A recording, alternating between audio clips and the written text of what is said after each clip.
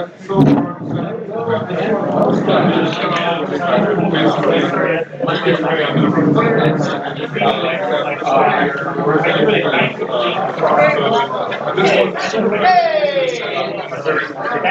a blank piece of paper by chance? Yeah, give me a sec, buddy. Give me a sec, buddy. Thank you. Yep. What's up? We're the table starting for 16.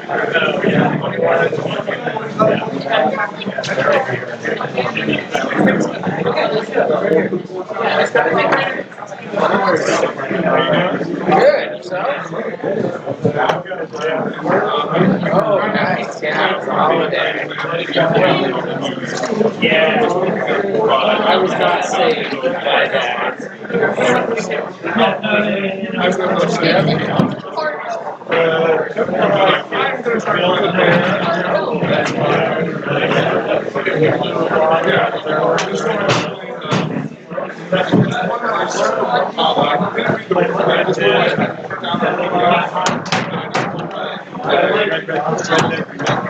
How is that?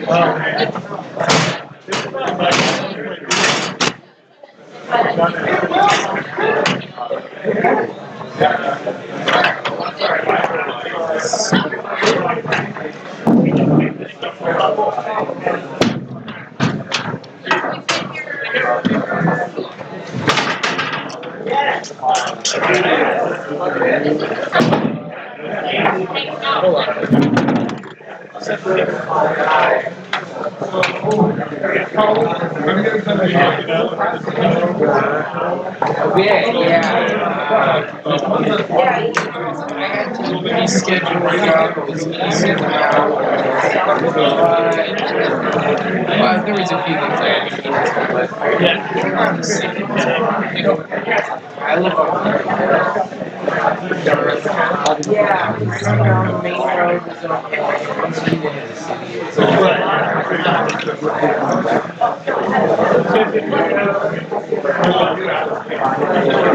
Oh, really?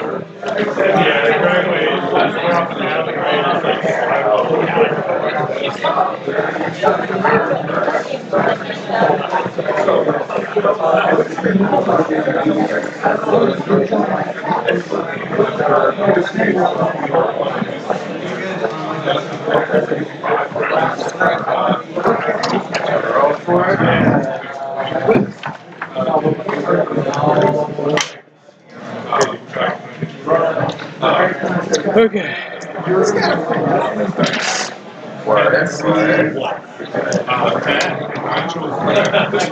Wow.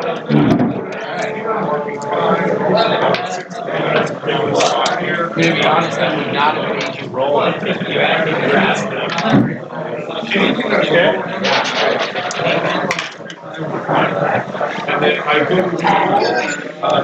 What? Alright, good luck to you.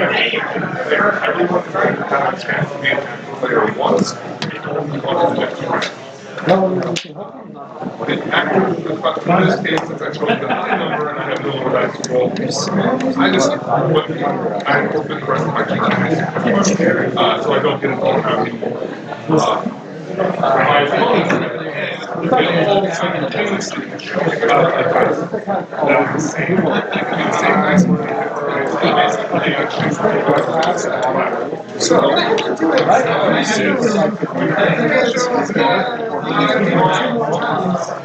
I'm going to grab this one and I'll do the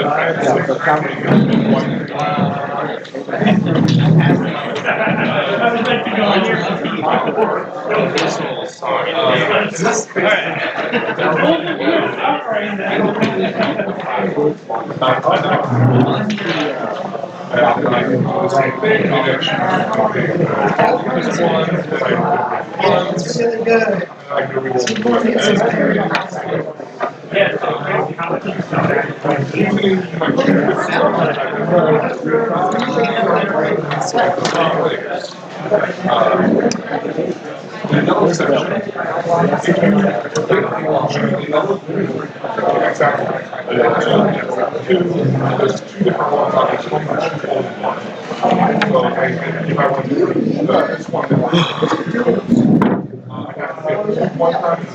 Oh, yeah. If I really ask out this entire column, I get kind of with my text, I'll set this bonus. You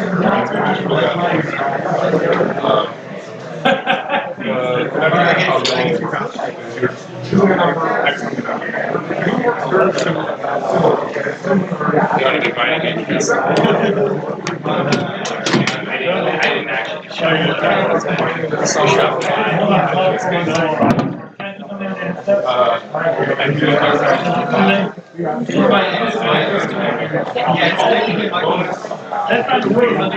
You searched out your weapon.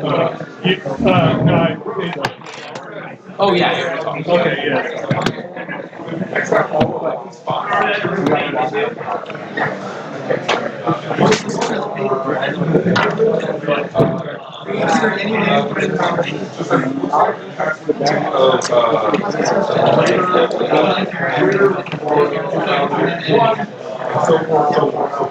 Sort of fire as pro. Down one. The last one is I say until they disagree with it.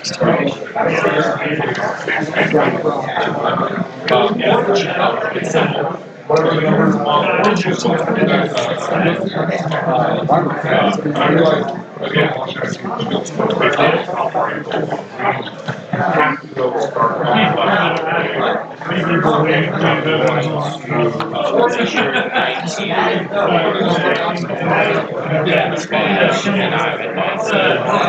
Okay. Zach plans. I'm gonna make sure it's again,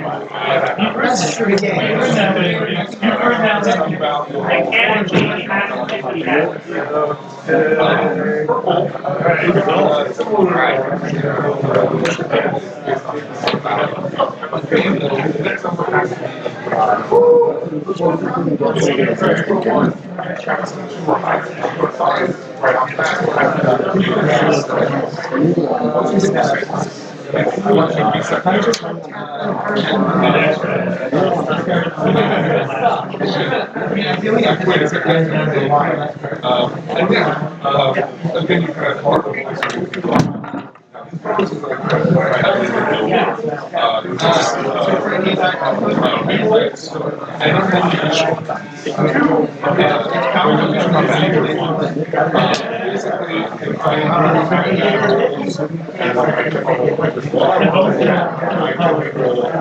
so you don't get this camera shot.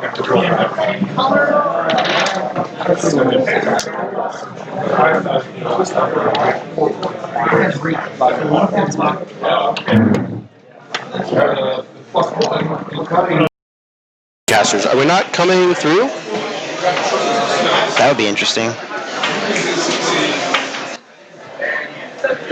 Tess, can you hear us at home now? All right, yeah. Okay.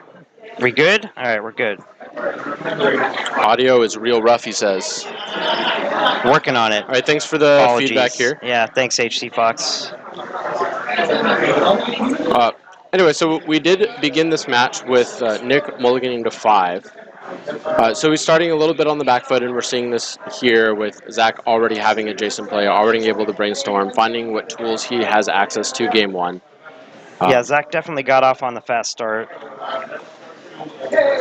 So Zach does need to find a clock. He does have to win the game at some point here. So he's looking at, I think that's an entomb. It is an entomb. We weren't sure when we saw it earlier. You were right. Called that one. He's playing an entomb. This Grixis control that. AC Fox, we do have a blue-white dreadnought in the house. So this looks like, all right. I saw this isn't Grixis control at all. No, well, it's a Grixis control shell, but it runs World Gorger combo. I saw this list recently in a league. A little bit of a spicy plan here from Zach. Is this a win? Yeah. What happens from here? I think this is a win. Oh, wow. It's explaining the loop. Did you want to walk through what's happening for the viewers at home here?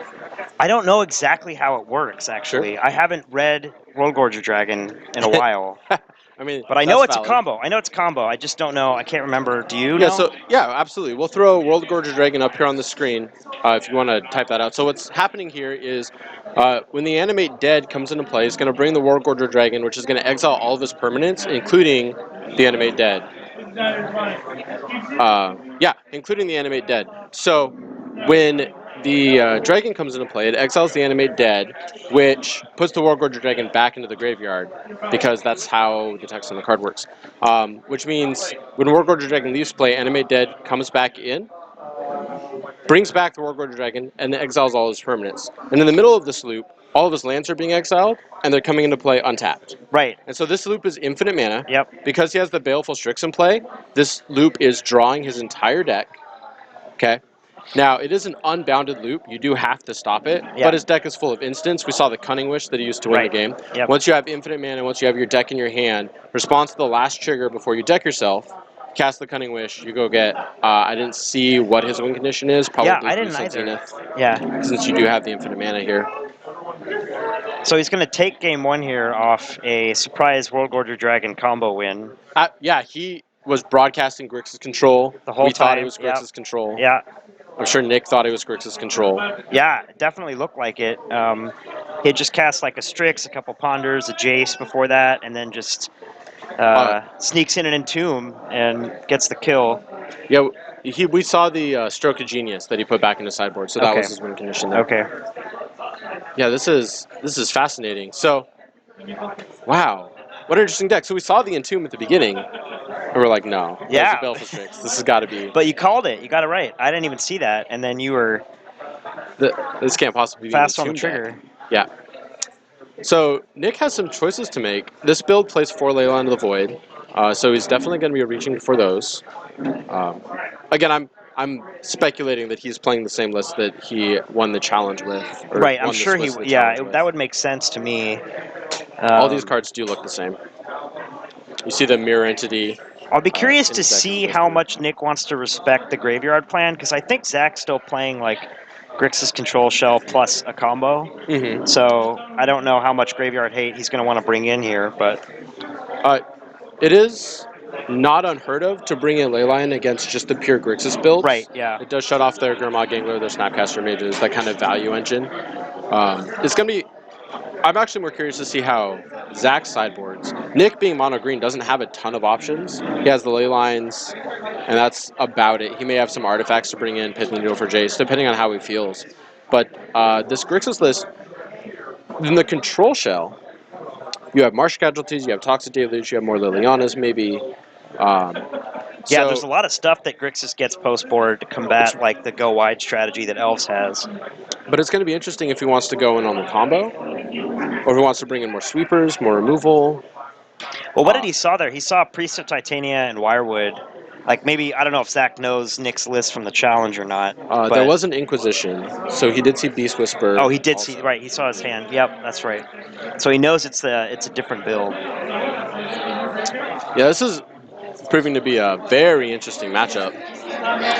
Yeah, it's definitely Zach sneaking in an interesting kill there, and I don't know. We'll see how Nick approaches the game, too. He does get to be on the play, and we'll see if he can keep a 7 this time around. Yeah, so Mulligan should be a little bit kinder to him, but wow, in this matchup, if you're Elves, you really do want to win that game 1 against Grixis. Right, yeah, it's definitely starting off on the back foot. And Nick is set up very well to beat the traditional Grixis control lists. And I think if he is able to find a Leyline, that's a card Grixis can't remove. Right. One of the downfalls of the Grixis control decks is you can't remove enchantments, especially enchantments that aren't blue, because you can't blast them. So if there's a Leyline, it is going to hamstring Zach quite a bit. Let's look at Nick's hand here. It doesn't look like... Definitely has a fetch, a Wirewood. Not sure what that is. The Magic Force just got Bulldoze to make way for Dragonlance. Well put. So Nick's keeping his hand that does not have a Leyline in it on the back of a bunch of powerful 1-drops, including his Draw Engine, the BFF team of Wirewood Symbiote plus Elves Visionary. Yeah, I constantly underestimate how powerful those two cards are together. Yeah, it's the most innocuous pairing of cards. Right, yeah. And it combines to make the green Grizzlebrand. So as Zach's shown going to on start my off with the C Ponder here. Mhm. We'll see what he wants to do with the top 3. It's interesting to see if he's trying to play a control or a combo role in this matchup. Yeah, that is curious. I think maybe control We see him to to start. Torak. Yeah, that is Did I see? possibly his turn 2 play. Zach's really good at flipping his cards here, but I think I saw a glimpse of an Umezawa's Cheetah in his hand, which is a very bizarre card to come in from this deck. Yeah, there's the him. Yeah. That's Him, gonna. we're all casual here. You just pick 2 cards in your hand. Yeah, it's gonna resolve. I know. Sorry about the glare. We'll see if we can get someone to adjust that camera.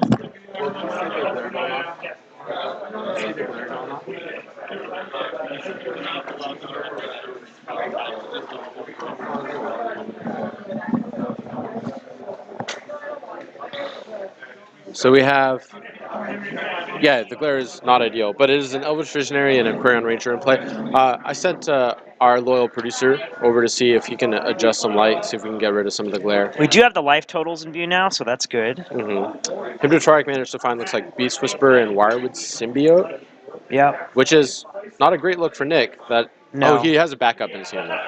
Okay. Has a backup of both Yabs of his combo. Looks like the card in play I'm missing is a Mana Dork, not a Quarion Ranger. Yeah, it would be nice if we could just require all of our players to play matte sleeves. I think that would be best. Just Right. if you Yeah. want to No, play I think Magic that. here, Yeah. get new sleeves for your deck. Definitely would be preferable. So Nick's definitely drawing some cards here and developing his board. Definitely up to a better start than the last game. Looks like he's tapping Wirewood here. Well, this is only turn 2, and if nothing Right. else, he has 5 power. But he's also drawn 3, 4 extra cards at this point. Yeah, I'm assuming so. Those are visionaries, correct? The Yeah, foils. so if memory serves, he has 3 Visionaries, a Llanowar Elf variant, a Quarion Ranger, and a Symbiote in play right now. And we just played a Creature Titania. Right. Yeah, really sorry about the glare here, but we have strategies that we're working on. Yeah, Each we're and gonna every get that week. fixed at some Someday. point, hopefully. So half the camera is not on the board. That is the way that this is set up so that we can see their hands and life totals. Yeah. Uh, So Zach's gonna play a Meyer here. We'll see what his follow-up to the turn 2 him is. Something like a Marsh Casualties here would be absolutely insane. Yeah, casualties or deluge, some kind of sweeper effect, definitely really good here. Or, Entomb Enemy Dead. Right, yeah. Or he could just go for the combo again. So he's gonna brainstorm, see what he's looking for. So to me, this looks like Zach knows he's in trouble. We saw the Kolagon's command in his hand. He declined to cast it. To me, it looks like that means he has access to something like a Marsh Casualties or even maybe a second Hymn to Trike in his deck. He looks at this Kolagon's command and says, this 2-for-1, this kill spell for Symbiote isn't good enough. I'm going to go digging for more. Right. Yeah, he's pretty far behind at this point, so he's definitely going to have to find a more effective answer. He's drowning under this draw engine from... I didn't see what he put back there. Maybe it was a Thoughtseize and something else. He's going to fetch here. Mm-hmm. Now, Nick is a little short on gas. The last 2 cards in his hand are Basic Forest and Wirewood Symbiote. Right. He will have the option to bounce Visionary. We'll have the option to play that Visionary twice. Maybe he's got a Canopy, too, so another option to draw if he needed. So he's looking at up to 4 cards. The Priest of Titania is going to say mana isn't an issue, right? Especially he has 2 untap effects on board. Right. Again, he has a Quarion Ranger in addition to the Wirewood Symbiote we see. What is this magic card? Is this Marsh Casualties? I cannot see what that is. It is. It is Marsh Casualties. Okay, so that's it's a really big hit for Nick. Zach. Looks like he may have found that off the brainstorm. Really good there. Now Nick's got to kind of reset, reassess his game plan, start getting back value. A really good eye for Zach identifying what he needed. It was unclear if he had it already, but again, he had the option of Kolagon Span, instead chose to use mana on Brainstorm. Really heads up play there. Yeah, it definitely paid off too. He ended up finding the casualties there.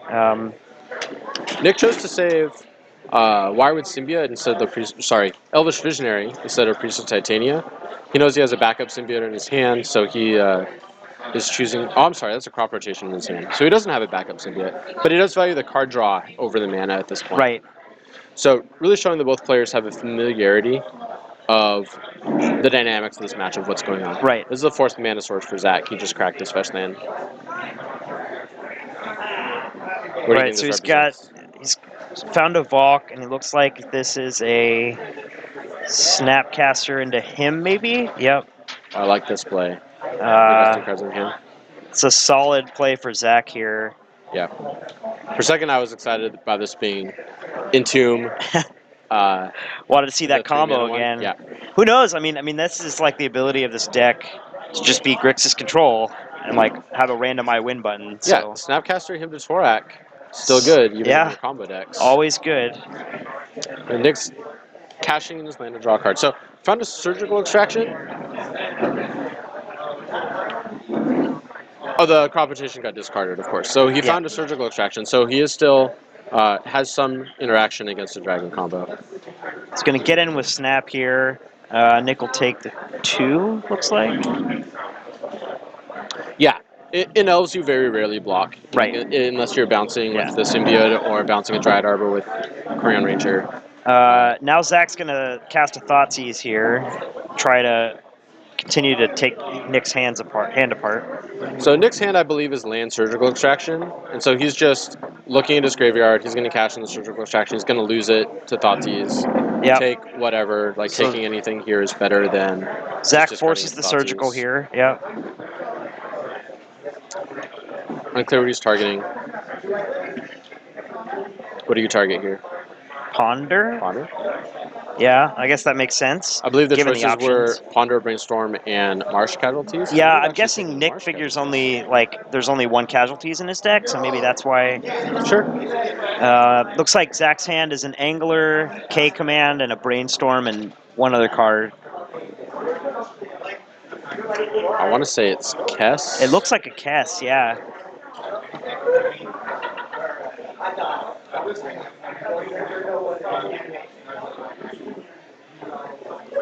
See if we can get that up on the screen for Yep. art. Yeah, I'd say that's Kess Distant Image. Just a fascinating... The Dragon component of this deck must be a very small package if he's able to play all these mid-range cards. Yeah, I think it's just a couple of Reanimate spells and 1 Dragon, if I remember seeing the list correctly. I need the numbers for this deck. Yeah, HC Fox, if you have a link to a deck list or any kind of resources, if you could post them in the chat, because I certainly have never seen this deck before. Yeah. Raceland, I think that it's one of the recent weekly dumps from Wizards in the Legacy. It's either this past week or the week before. Mm-hmm. And I could see a card like Animate Dead having general utility in the format. Entomb in a Snapcaster deck has some outside utility if you need to Entomb a Marsh Casualties to snap it back. The cards aren't completely dead outside the combo. It's going to fire off this K command. It's a Bajuka Bog from Nick, so that's an inclusion out of the sideboard. Right, it's a because he's playing crop rotation. Yeah, so that's probably what he's playing over ley lines. Gets in with Snap here, and then looks like Kess. Yep.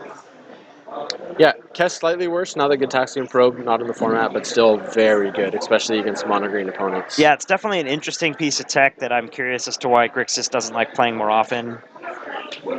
Yeah, it's just the Grixis control deck has a lot of kind of like very middling value cards that all of which are approximately as good as everything other, and none of which are quite as good as Jace the Mind Sculptor. Yeah, that's kind of fair. fits that category, but here you're seeing it overperform. So I wonder if Zach boarded out the Dragon combo. It's possible. We yeah. haven't seen any pieces. Well, here we never go. mind. Here it is. Looks like is he's this the kill? entombing for World Gorger again potentially.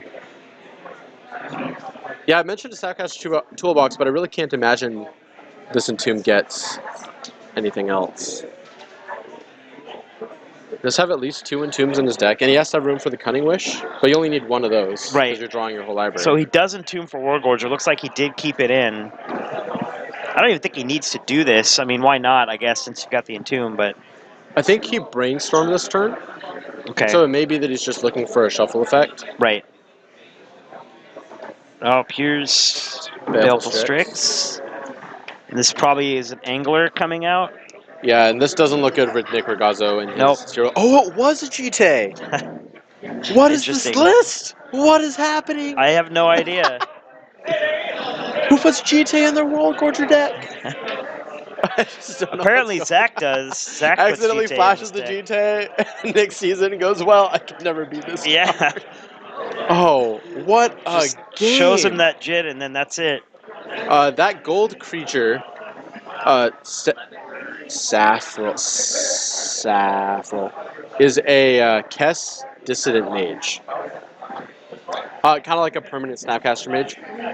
Lets you cast something out of your graveyard every turn. I'm going to go and check on backup matches, All right. see what else we can put in here. That was an easy 2-0 for Dragon combo against the Elves deck.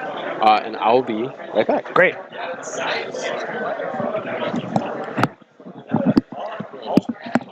Yeah. Yeah, so I think Elves is actually pretty well positioned right now. Nick, as we were saying earlier, won the challenge. Not this past one, but the one before. And then also guys like Julian Knob have done really well with the deck as well. And I think just given the way the format's at right now, it seems all right to me. But this is a different build on Nick's end of the table. He's not playing the usual combo elves. It's more of a value elves deck, as he calls it, with Beast Whisperer. So, but clearly, Zach's combo here was too overpowering for Nick that match. Yeah, that's true. I mean, Julian's definitely a master with the deck. Kess is sweet. Yeah, I'm not sure why. I guess you could make the argument that it's weak to Pyroblast, but like so is Jace, so I don't know. I think it's a sweet card. And it comes from, there's definitely been a few cycles of these like tricolor 4-drops. I know Loam plays Marquesa some, and there's also Kess and a few other ones. And it's interesting that Kess doesn't see more play.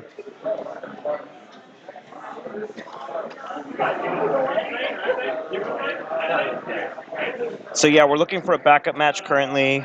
Zach took this one 2-0 over Nick. Hey, what's up? Regular Dave, appreciate you for joining. I'm good, man. Life's good. Glad to be here. This is my first time casting for Card Kingdom, so really exciting. Definitely happy to be here. We're looking to see if we can get you guys back at match here in a minute.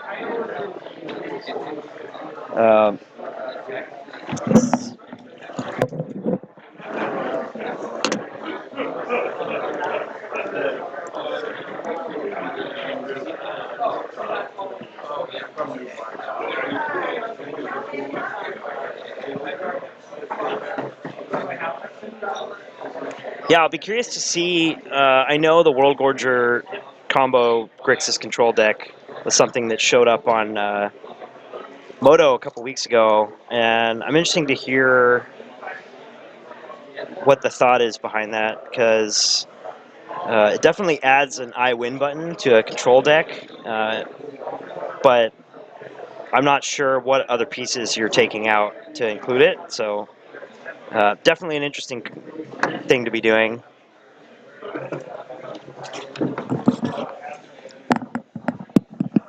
Any luck? All right, I did find it, Douglas. Good, Bring good. it back up here for a little bit. I found us a backup match. Sorry, It's okay. We had hit some the camera. issues with the camera earlier, so it's a little bit weird. Chris is also much taller than I am, but here we are. It's a gift. Yeah, definitely true. Glad to be here. So for our next match, we have Seattle Legacy, kind of aficionado. He's here a lot of the time. Sam Hriljac, playing against a really awful matchup for Blue White Ooh. Miracles. So I'm excited to see it. What's We'll wait all until right, they're on all right, camera. little So I don't wanna surprise. spoil it. I'm assuming Sam's still playing Miracles because Sam always plays Miracles. But Yeah, Sam. I don't think there's anything that we could do to get Sam take him off off that deck. Miracles Yeah, here. yeah. So this ends up being table 8. It looks like. So I'll get this information updated. How you feeling today, chat? You have any decks that you want to see on camera? Best Whisperer. Yeah, let us know if you guys want us to get anything specific on, and we'll see what we can do. We usually have a pretty varied meta here, and lots of people bring different decks every week, tries different things out. Yeah, HC Fox, we're definitely going to try and get that Stiflenaught deck on at some point. Yeah, here. he already finished his matchup already. That is fast. Well, I guess that makes kind of sense. Definitely, people want to see Dreadnought. And really, we want to get a whole match. Oh yeah. Oh, you'll get it. Don't worry. We'll bring it to you. Let's see here. Get the overlay updated.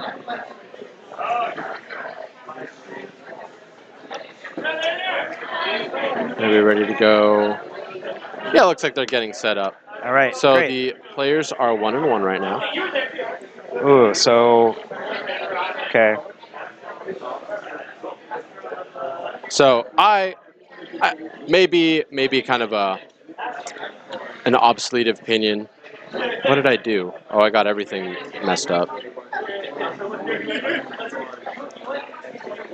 This is Miracles. This is Dredge. Does that look right? Okay. So this might be kind of an older, obsolete opinion, but I still think that Miracles as kind of the villain of the format. Yeah, it's definitely. So I've noticed a serious downtick in Miracles online, but there's obviously like Miracles diehards like Anurag that continue to play the deck. I think it's still good. It's just it was top deck for a while, and I think people have definitely tuned their list to beat it. So it started to see a little bit less results, but obviously still very good deck in the hands of the right pilot. Yeah, and I think Sam is going to play blue-white control until the day he does. Till the end of time. That's one thing about Legacy. Like if you play a deck, you're going to play it even if it's good or bad or whatever, because I think deck experience counts for a lot more here. Sam most recently is playing accumulated knowledge in his lists. Yeah, that's definitely common tech now for Miracles. I think most lists are running for. Yeah, HC Fox, I do play Loam. I'm also a Loamer Boy on Twitch, so you've probably seen me I stream and I'm around. And I was the right one on the right. Yes, that's true. In what world is Dredge on camera, not the villain? Well, I'm entitled to my opinions. But I'll just leave it at that. Yeah, I don't know that this is. It's interesting. Somebody said this matchup was fine for Miracles. I don't know about that. It depends a lot on the nuances about how the two decks are built. I know that Dwane is playing LED Dredge, very fast version with breakthroughs and ways to get under really slow, dirty 2-minute cards like Rest in Peace. And it's Grixis Green Control. There are many names. Grixis Green Control. Yeah, I guess that's a name for it. But yeah, it's back and forth. Slower, like manaless versions of Dredge, Miracles is fine against anything that they can Rest in Peace. Right. Occasionally you'll see the Snapcaster Surgical Engine in Miracles, and that has game against Dredge. Obviously, Miracles plays a very high counterspell density, and you can kind of beat any matchup by countering all of the cards. I apologize for the glare again. Yeah, for the we're people still at having home that here. on the other side. Looks like you went Mana Confluence. I can't tell what the other card is. Sam's just playing out fetches here. He had a Silent Gravestone in his hand. That's what I believe that the card in play is. Now he's going to Looting. Yeah, and try and set this up is a must Dredge. counter. Yep. If Sam can counter it. Sam does not.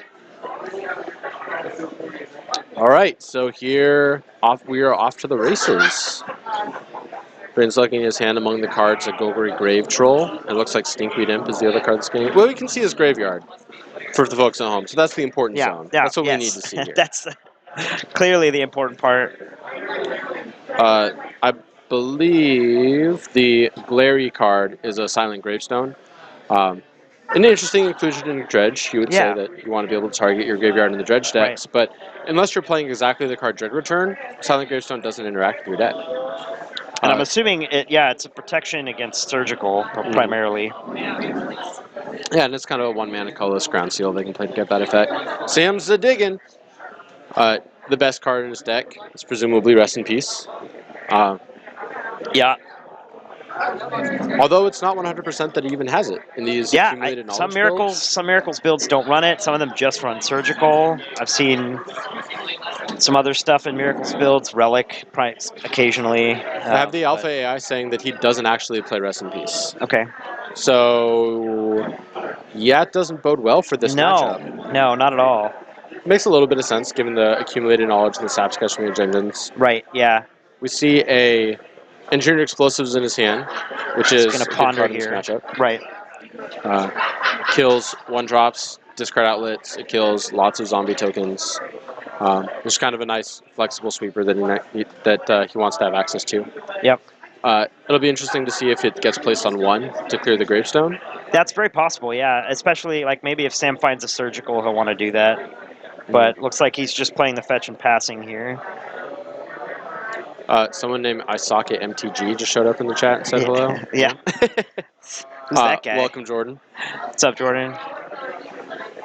Yeah, I think the Alpha AI has a very valid question as to why we're not here casting. I feel like you guys all down. Instead, we have me, a first timer, in the booth. Can you ask him to move his graveyard down? Maybe better for the player. Oh, we'll just go. No, that's better. Yeah. We'll just do that. Hey, look Who at needs that. light? Look This at is that. way better than trying to remember all the cards that are in play.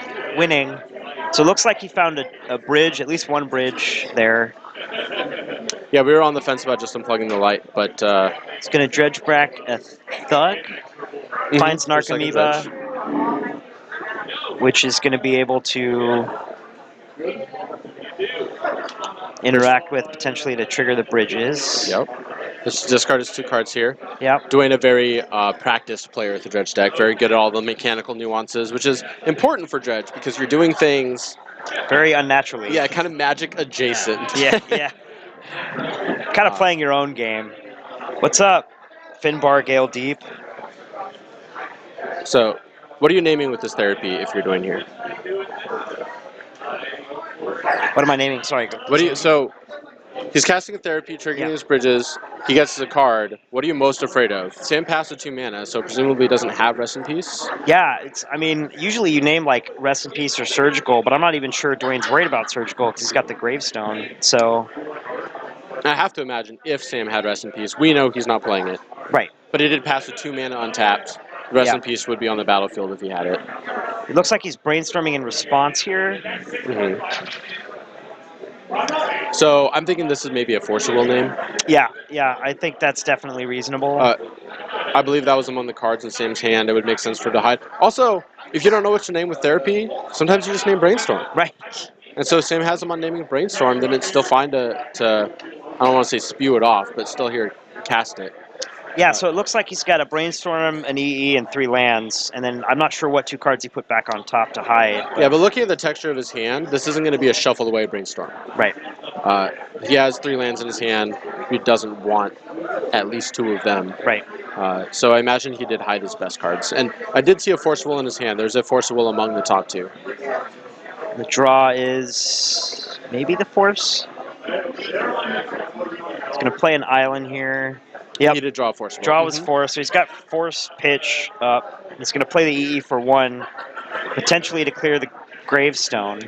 Notably, he's prioritizing the Gravestone over the hordes of zombies. Right. Part of that maybe Dwane only has 1 bridge right now. If he had more bridges, you might see him try to kill the zombie tokens. Yeah, I mean, I think he probably wants to find Surgical to take care of the bridge at some point soon here. So, Dredge 1 from Dwane hits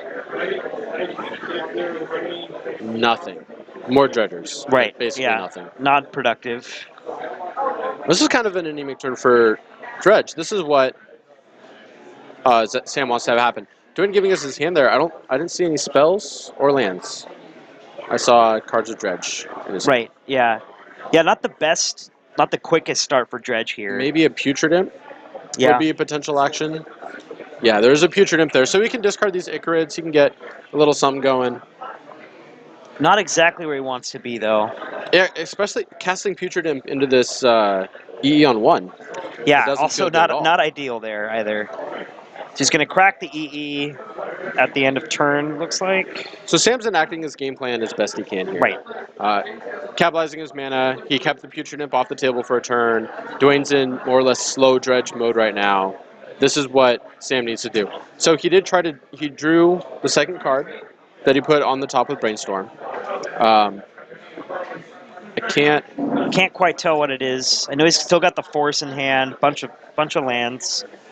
Yeah, and he drew even more lands. I believe he has a Ponder in his hand that's new. That would be my guess is what this card is. Yeah. But that Brainstorm is just finding him more lands. So he really needs the shuffle, but he, I believe, kept more lands. Or he kept lands in hand and then chose not to play a land this turn. Right. So.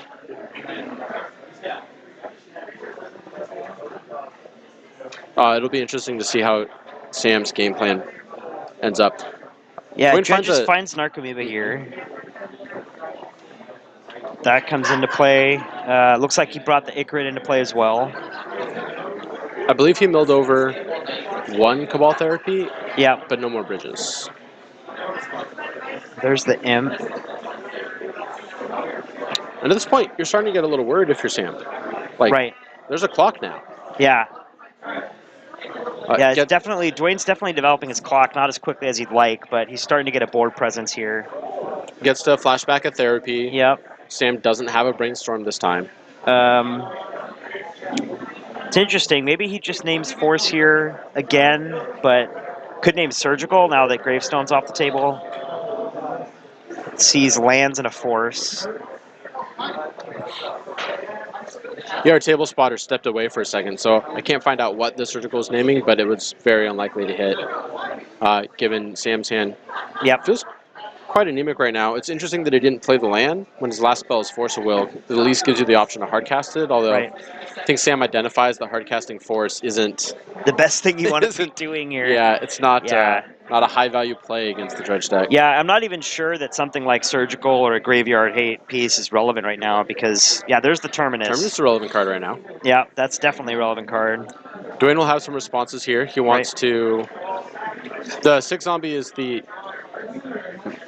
untapped one. Oh, I think you're actually right. Phonics, you should have 2 6 zombies and one that's not. So minor misplay, but we're not playing a professional event. We're not going to go intervene. Yep. Looks like Sam's scooping Here. anyway. Yeah. Yeah, so what happened where the tournaments happened, Dwayne discarded more Ichrids, more Dredgers, says, hi, I still have all this gas. And Sam kind of looks at him and goes, my hand is 4 lands. Yeah. I don't have a cantrip. I've Terminus your board, and then next turn you're going to have a board again. So Yeah. while I'm sitting here with lands. The white removal deck's really good against black's decks that, well, throw the camera back over here. The white removal deck really good against black decks, like to recur their creatures, use the graveyard. Swords of Plowshare's Terminus is very good at stopping that, but you can't remove a Bridge from Below. Right. Yeah, so, I mean, you can get the Terminus down that one turn and clear the board, but you're still way behind as far as, like, the length of the game goes. Oh, yeah. Because Dwayne was just in a position to continue to rebuild his board every turn. Yep. So. Yeah, so even in slow dredge mode, all he has to do is find another therapy, find another Narcomoeba, and he's right back in it. Plus, he has 2 Ichrids at that point recurring, multiple bridges. Yeah. Yeah, it was not looking great for Sam. Sam just couldn't find anything relevant for most of that game. Just That's kind of found the a bunch price you lands. pay Yeah. for not putting Rest in Peace in your Miracles deck. Yeah, and I think it's partly, we don't get a lot of graveyard decks here in Seattle, Mhm. so that's also potentially That's definitely for sure. something that people consider when they build their sideboards here. It's a metagame call. Right, yeah.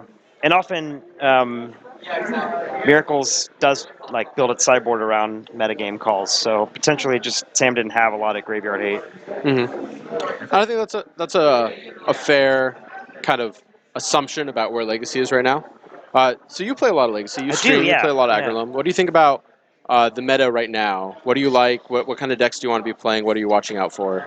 I talk think about that? Ant is really good right now. There are 3 Ant decks in the top 8 of the challenge this past weekend. Prison took it down, actually, Red Prison, because it's so good against Storm. Sure. Because you get all these fast hate pieces. Absolutely.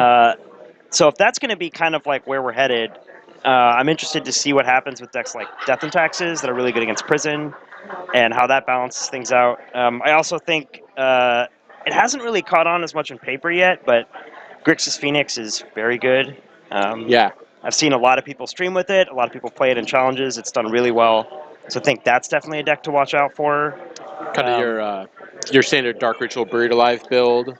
Yep. I haven't seen a lot of deck lists, but all of the Phoenix deck lists I've seen have been kind of a Delver-ish, kind of young Pyromancer, Phoenix Shell. Yeah, so right now most of the lists are playing like a Grixis Shell with Dark Confidant and Interesting. Pyromancer. Yeah. Flipping 4-mana Phoenix to Dark Confidant. Yeah, so you run that risk, but you really accelerate card advantage because most of the deck is 1 and 0 drops. Okay. So you're playing 4 Petal plus a bunch of cantrips, Thoughtseize, Cabal Therapy. So you're just trying to tear apart your opponent's hand and then be able to combo on turn 1 or 2 with Buried Alive and Dark Ritual. So. And it's not a combo in the traditional sense of a Legacy combo. No. It Right, your definitely combo is attacks like on a strange 9U. axis. Yeah. That's your combo. Yeah, I played in the challenge myself the other day. Mhm. I O2 dropped. I played Death and Taxes, and then I got turn 1 Phoenix. You were playing with Death and Taxes? Yeah, and I played against Phoenix round 1. Actually, I played against Callum, the guy who created the deck. Okay. And he turn 1 me, and then I won game 2, and then game 3 he turn 2'd me. So the deck's very consistent with being able to get 9 power on the board on turn 1 or turn 2. Mhm. So I definitely think it's an axis that people are going to be needing to attack here once it catches on in the paper meta. And we might see it. We've got a SCG Syracuse coming up, and we have GP Niagara later, too. Yep. So we'll see how well Phoenix does at those events in paper, but it's definitely, like, edging towards Tier 1, Tier 1.5 and Moto right now. Yeah, on the there's a podcast hosted by Julian Knob right now that is called something. Is it Anyway, Everyday Eternal? Everyday Eternal, Yeah. right. Where they had, I assume it was the same guy, I didn't catch his name, but the self-promoted creator of the Grixis kind of brewer. Callum, yeah. Who was on camera saying that, or on the podcast saying that he played it in the Moto Challenge, that he had like a turn 1 Buried Alive in almost half of his matches. And just, he was talking about the different approaches that a deck like that takes, because you have the mid-range, you're a mid-range deck, you're kind of a Delver-ish, discard your hand with Cabal Therapy. Like, it doesn't run the card Delver, but it's that strategy. Yeah, it's mid-range disruption build. It's got a tempo element as far as like running 8 discard spells and being able to run like 1 Young Pyromancer plus Cabal Therapy. Yeah. And then you also have this like aggressive combo. Then you have this like turn 2 kill. And you have the long game too with Dark Confidant. So it definitely attacks a lot of angles. It does have weaknesses. It's really bad against Chalice on 1, game 1. That makes a lot of sense. So that's definitely an angle of attack. I'm sure you like to hear that as a lone player. Yeah, Loam's got a good matchup against it. I'm always happy to play against Phoenix with Loam, but it's not a free win because that deck can still like combo you, and even if you manage to kill the Phoenix once, that deck doesn't have a problem doing it twice. Well, sometimes you're on the draw. Yeah. And you don't have the option to chalice them before they go off. Yeah, so I think that deck's really good. I think Ant's really well positioned right now. Yeah. So I'll be curious to see what decks come out to attack Ant. I also think that decks like 4-color Loam and Death and Taxes are also good. Just the mid-range non-blue builds are built more now to attack stuff like Miracles and Grixis Control than they were. So if you had to pick a new archetype to do well at SCG Syracuse coming up, what new deck do you think you'll see? Do you think we're going to see a Phoenix? I think Phoenix is definitely the top option. I'm also very curious. There's sort of a Thalia Cleric Stompy deck going around on Cleric Moto. Stompy? Yeah, Well, it's that one's new to me. Plays 4 Mox Diamond, 4 Chalice. Okay. Then it also has like Thalias, but it plays like 4 Containment Priest, 4 Eldrazi Displacer. In the main deck? Yeah, in the main. Oh, interesting. And then like Ancient Tombs and Wasteland and Port. So it's just like big white deck basically. So and kind of like the Soldier Stompy Shell, but not with the like Daru War Chiefs and kind of middling not the soldiers. soldiers. Yeah, so it's sort of like that, but not soldier. Is there anything that makes it related? Tribal Clerics, or is that just kind of the name? Well, most of the creatures are clerics, so it runs caverns, and you can put cavern on cleric. Okay. And you also have stuff like you play. I think the most recent list played like 3 Orzhov Pontiff. Previous iterations played a bunch of Walking Ballistas. I'm not sure if that's current. So my real now, question is, how many Edgewalkers are you playing? Edgewalk. What is? What makes cleric spells cost black-white less to play? So it's a lore that reduces the colored mana cost instead of the colors. So you have an Edgewalker in play, you play Thalia off Ancient Tomb. Hey, that's pretty spicy. Mhm. It does cost 3 mana to play, but hey, But you have Mox Diamonds. you do have Mox So if you Diamond. discard your whole hand, you can play it on turn 1. Yeah, that's true. So You could, just all the angles. it's an option. It's an angle you could take. So Um, no edge walkers. No, Cleric deck. probably not in I that got build. very No, excited. but hey, seems like a fun card. Okay. Yeah, so those are 2 decks I'm watching out for. I think still in paper, people are going to bring the Grixis Control, the Miracles, because that's what they like to play in paper if they still have it. I think those decks are still good. I think Elves is very good right now, actually. It's been doing really well online. So it might be that I'm not big-brained enough to handle the value elves. I have not had success with that deck. I think playing 7 4-drops is kind of bad. It's interesting. In Yeah, Legacy. it's But you it's a have choice that you caverns make. and you have Yeah. Chaos Cradles. But that deck and the traditional combo natural order version of the deck are both still putting up numbers. They both have great Grixis matchups. Yep. They both have better Miracles matchups now that they can't float a Terminus Yeah. as often as they want to. Yep. Could definitely see that deck still putting up numbers. Yeah, so I think there was. I have to go back and look at the challenge top 8 from this past Sunday, which I guess was yesterday. I know Red Prison won. There were 3 Ant decks, a 4-color Loam deck was in the top 8. I think maybe Elves, I can't remember. I think Eldrazi is really well positioned, and I'm waiting for people to play more of that deck because it's really good against the control matchups, but it also has a great matchup against Storm. So if Storm is getting to be a bigger deck, absolutely. you play Eldrazi. And that kind of like leads the way for decks like Lands and Loam to come back in. So it's sort of like Legacy's this like rotating like format. Yeah, and you get a lot of edge by knowing kind of where we are in the metagame. Yeah. And it always kind of goes in this circle. So that's like, and I think right now we're in the Storm circle, the combo circle. So I think that's another reason to play Delver too. Like Delver's strong. So. The combo being good kind of leads to a rise of the greedy mana-based decks, and then you can punish the greedy mana-based decks with Wasteland decks and Blood Moon shenanigans. Yeah. And Eldrazi does lose to Blood Moon. Not as hard as you might think, but yeah, I don't think that's a great matchup for Eldrazi. So I do believe Elves was in there. I think it was Nick Rigazzo playing this list. I think that was the most recent challenge. Okay. On the 16th. Yeah, so I'm not sure. I still think that Eldrazi is good against all the combo decks. So, I mean, it's interesting to see how much Red Prison actually sees play. I think it was Phil Gallagher who won with Red Prison this past Sunday, yesterday. And I know him, and he was talking about the deck, and he basically just said he picked it because it was a meta choice, and he thought there's going to be a lot of combo. And he did, in fact, play against 8 combo decks yesterday in the challenge.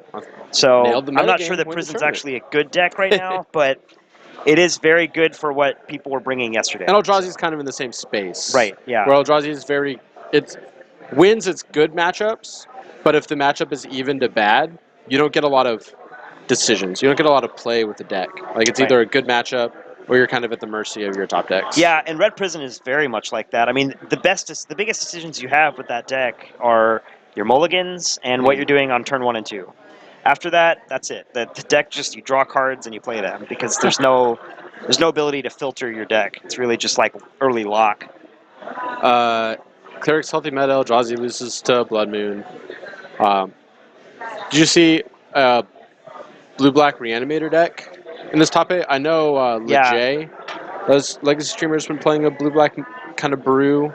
Yeah, I don't remember. I'd have to go back and look, but I do know there is a weird blue-black control deck that also runs. It's kind of similar to what Zach was doing in round 1, where he played the World Gorger combo and Grixis control.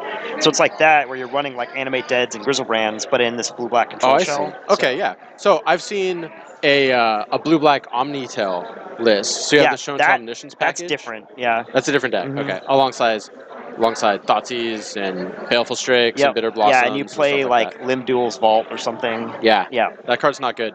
Played it. It almost made the cut in my EDH deck. It's surprisingly great in that deck, though, when you're just trying to rifle through the top cards of your deck to find a combo piece. I guess if you're really in the market for a bad Vampiric Tutor. Yeah. Hey, it's an option. I've lost to that deck several times. Russ Linden says instead of Thraben U, it's now Valakut High. LDV is true power. Hey, I was not the one who said it was bad. I think that card is good in that shell. Limduel's fault? That's okay. Yeah. It's a good card. You should It's play a against. Have card. you It's a played against that polarizing deck? card. It's a polarizing card. That is a card. good way to put Yeah. it. Yeah. Okay. We had Blue Red Delver with Light Up this. Oh, we have matches. Hey, matches are up. We got round 2 pairings coming. Are we feeling like some? Are we feeling like some blue-eyed Dreadnought? You know, I think that's a great idea. Blue-eyed Did you see- Dreadnought did win its matchup, and it's a table 1. Let's do it. So let's get that. Yeah, yeah. We got some blue-eyed dreadnought coming up for you guys. Very exciting. I'm gonna go fetch them. Were you playing Legacy when Stiflenaught was a deck? Well, on table no, I was 1. not. Yeah, and can you tell me what deck Josh is on? Can you tell me what deck Josh is on? Yeah, it's I did not play back in those days, but I do know the new iteration with like Lazov from the new set going around. I have not seen it in action though.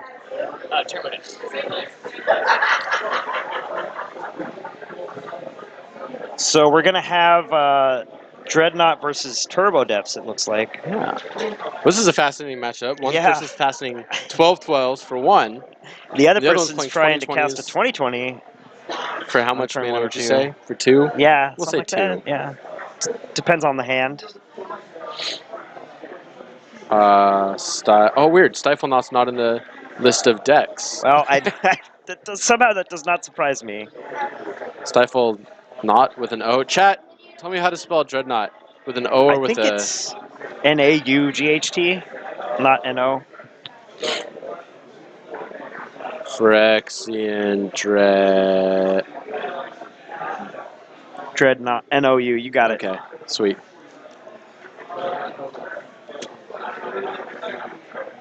We'll put the colors in here because he's playing kind of a... Yep. I don't know if this is the standard Turbo Depths list yet.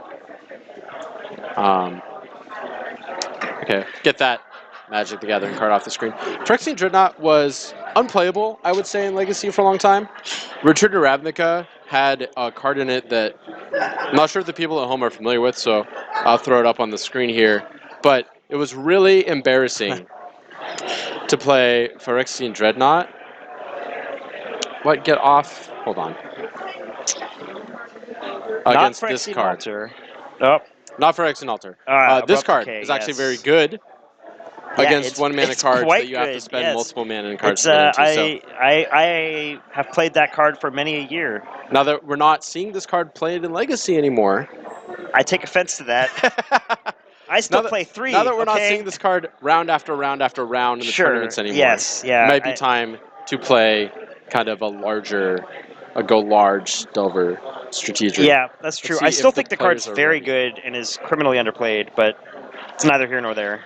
Mm-hmm. We have Josh on Turbo Depths here versus Jeff on Stiflenaught. I know Jeff often plays Mono Red Sneak, I think. Yeah. Is that right? Yeah. Mhm. So he's going something a little different today. Josh, does Josh play Turbo Depths often? Do you know?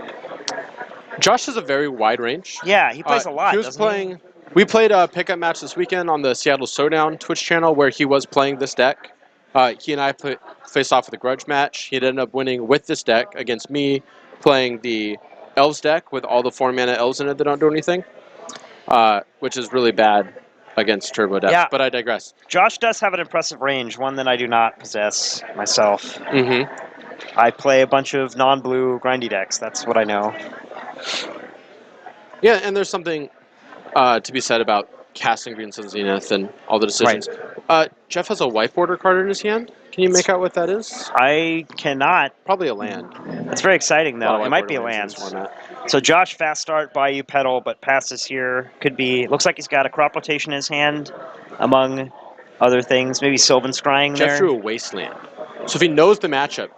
He's just going to... Ooh, okay. That's a very aggressive Wasteland. Yeah, I like playing the Wasteland on turn 1. Don't like cracking activating it. Yeah. Don't like activating the Because Wasteland. now he walks right into the crop trap. This and is Josh is not going to the get a matchup Dark for this Depths. deck. Yeah.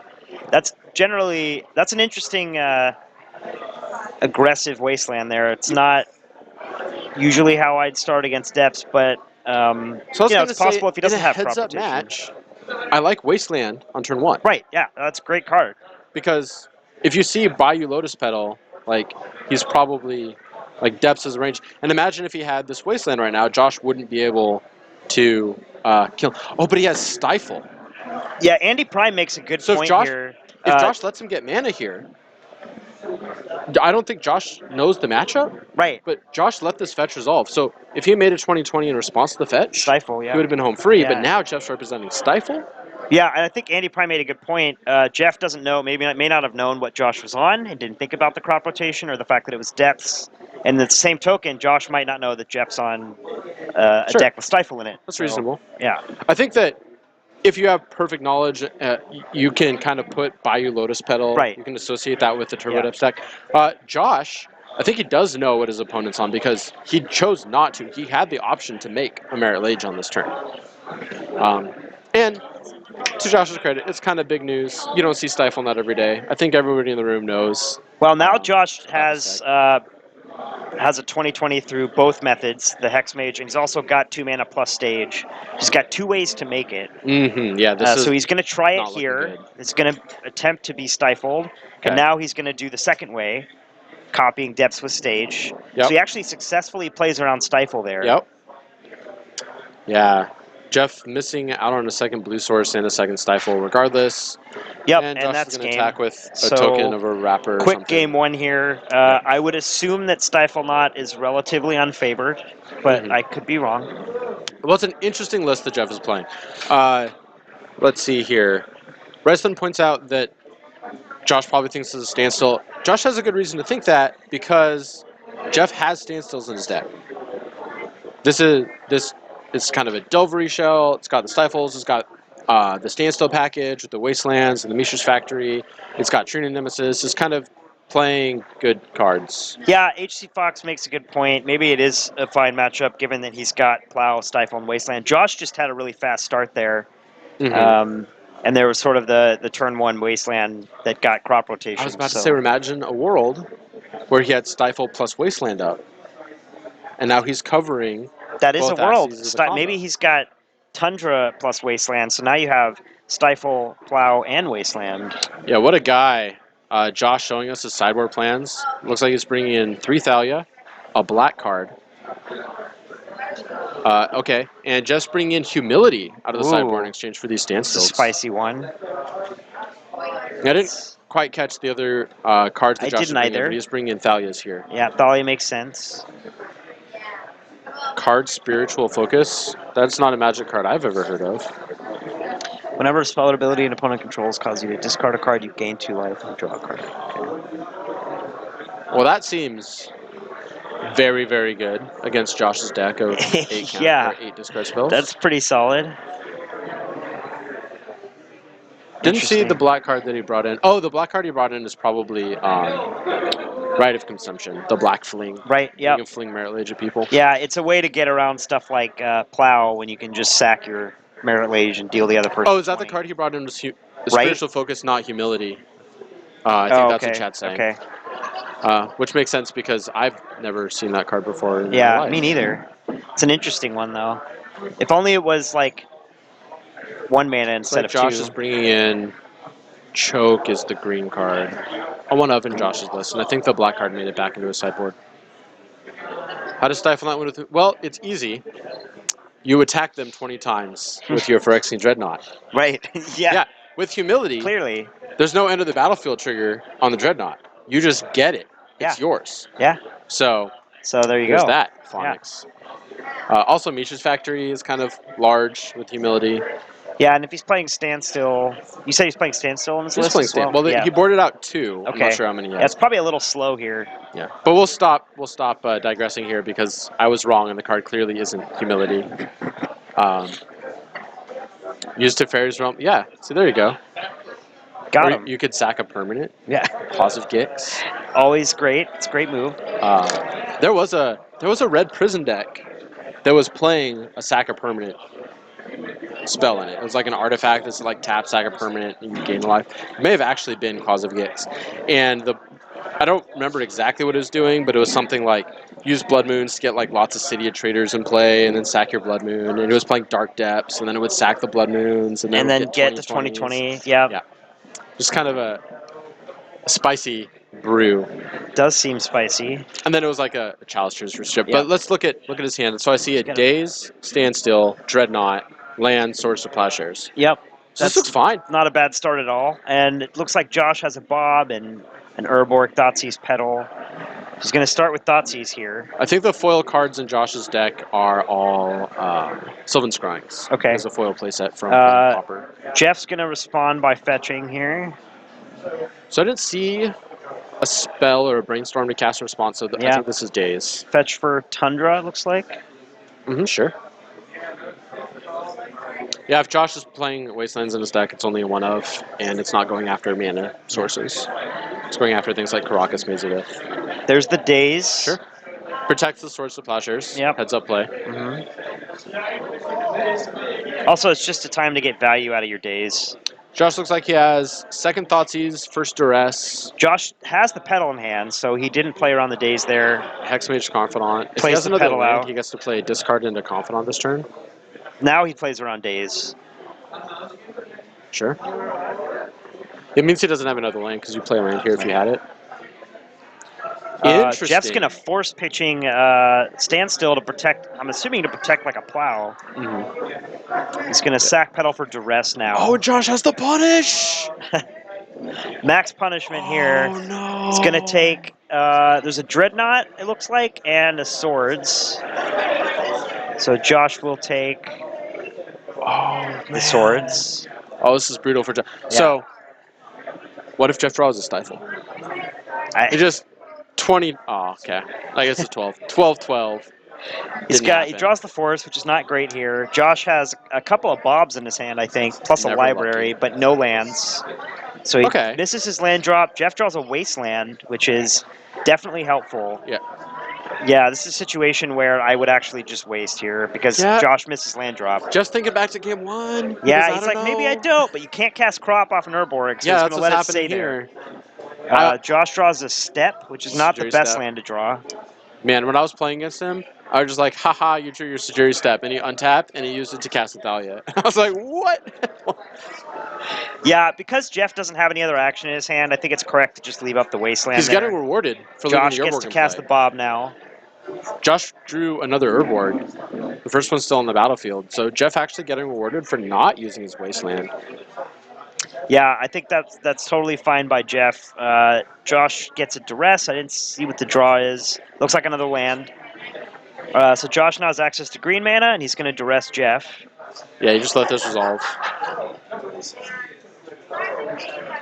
Yeah, I didn't have much to do there. It sucks, but you don't want to pick up a land. Takes the Daze. Sure. Cracks the fetch here. This is second Confidant. Might be second Confidant. Could Or also be library. Sylvan He's got a library in his hand as well. Could be... He has access to a Sylvan Scrying. Yeah. I don't think that's the game plan he's on right now. No, I think he's just grind him out plan here. He's got so much card advantage going. I mean, as someone who plays a lot of Loam, there's nothing better than having Bob and library out at the same time. So. Yeah? Is that that's pretty great. It's the combo. So is Dark Confidant better in this deck or in Loam, do you think? I think it's great in both. Probably better in Loam. It's a more key card in Loam. It's kind of a secondary thing here in Depths because it just adds to like a long game plan. There's the Stifle. He drew Stifle. Yeah, I agree with Jordan. 12-12. That is the Stifle. Josh. It's better in Loam, I think. Yeah.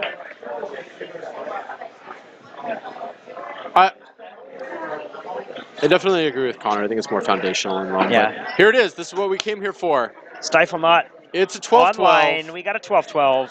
12-12 good against 2/2/1s. Flips a land and a crop. Crop's going to be good here. Draws the card for turn. Okay. Well, Jeff has a 12-12, but he's going to get buried in card advantage. Josh isn't comboing anytime soon, I don't think. No, that's true. I mean, Jeff still's got that Wasteland up that Josh has to deal with. Oh, you're right. The Wasteland's going to make this really tricky for Josh. Yep. So Josh has Sylvan Scrying for one half of the piece. He's got crop rotation, so he can crop to find an answer. He's got the Hex Mage. Okay. And he has crops. He can crop to find an answer to Wasteland, and then scrying for maybe Dark Depths here. So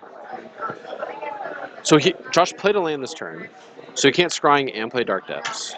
Right. And he can't crop rot and then sack it with, or try to make the 20-20 because I Yeah, walks he into can't do wasteland. both in the same turn, I don't think. So he's Okay. going to play library instead, which is fine. Okay. There's a ton of card advantage on the board for Josh right now. This is 17. And he's about to go to 5 with 2 Dark Confidants in play. I Yeah, guess he can throw away the he Confidants might if he wants might to. throw Yeah. a confidant in the middle. I don't hate that. As fodder for the Dreadnought. I might throw away both. I don't know how this deck is constructed, but if you're died at anything in your deck, I might throw away both Confidants here. Yeah. Josh He's just going to disagrees. take it. I don't hate that because he's got the library in play, and also as a depths deck, you're not going to have a lot of drops higher than 1. So he's going to be see, reveal land, and Thoughtseize, so he'll take 1 here. And now he gets to never take damage again because he's going to set up the top of his deck with library so that lands are on top, or cards that don't deal him a lot of damage. That's why this combo is so good, because you can set up your Bobs with library. Is second crop rotation any good here? Yep, that's the second crop. Looks like he's drawing the second crop here. So he's got the combo. He's got answers to Wasteland. I think he's in a pretty good spot here. So this looks like play land, play Dark Depths. And then crop for an answer to Wasteland. Force the Sure, waste, yeah, and then you crop for your combo own in Wasteland. response. But you're going to Thoughtseize first to check the why hand. So Jeff has a standstill in his hand. He had the option to play a standstill on his last turn. Elected not to. He has the. Does he have the force? He still has the force. So he's keeping the blue card in his hand for Force of Will. I believe Jeff's hand right now is Dreadnought, Force of Will, standstill. Not the best position. No. No, he's definitely. I think he's just getting buried by the card advantage from Josh here. Oh, this is interesting. So it looks like Jeff activated his Wasteland. And in response, Josh is going to crop for another Dark Depths. Yep. I would have forced that crop rotation. Yeah, I think he's trying to. Okay, yeah, okay. He is going to force the crop. Josh didn't give him a ton of time there. Yeah. A slow, methodical player, but it's important to that. I think, but Josh isn't out of the... Thoughtseize is still on the stack, it looks like? Yeah, so this was all in response to the Thoughtseize. Yep. Josh has a second crop rotation, so he can still just crop for another Dark Depths. Here, but yeah. Well sequenced by Jeff. He says, I have this Force of Blue card. It's going to be taken. Yep. So if I'm going to pick a fight, I want to do it right now before this Thoughtseize resolves. Yep. Definitely the right turn to do that. Nice, clean sequencing. He is going to 2. This is game 3, or game 2, I believe. Oh, yeah. Josh is up 1-0. Yeah, game 2, Josh is at 1. He's going to find the combo. He does have 2 Bobs in play. He's going to make a 20-20 here. And maybe, does he have Right of Consumption? Is that... Or is he just hoping he's not going to take damage from his Bobs? Yeah, Chad, if you can identify that token that he's using, I just have no idea. So if you're Jeff, do you attack? Well, you got a 20-20 versus 12-12, so you just can't don't attack. Yeah, but he's got 2 Bobs, so your game plan is to win off the Bobs, right? I mean, that's where he's at right now. He's got a Delver, which is whatever. Don't accept it. He's got 2 dark. No, you can't.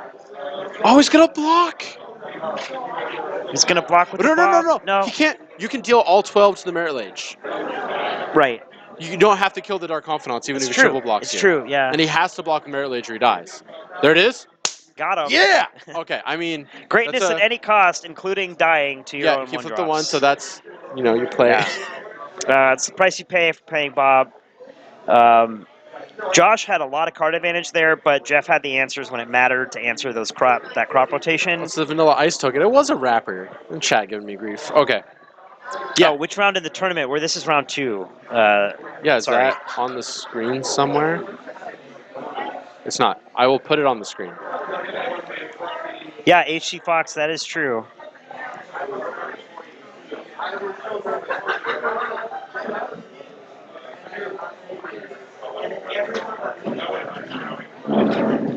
All the card advantage in the world won't save you from the self 2-for-1.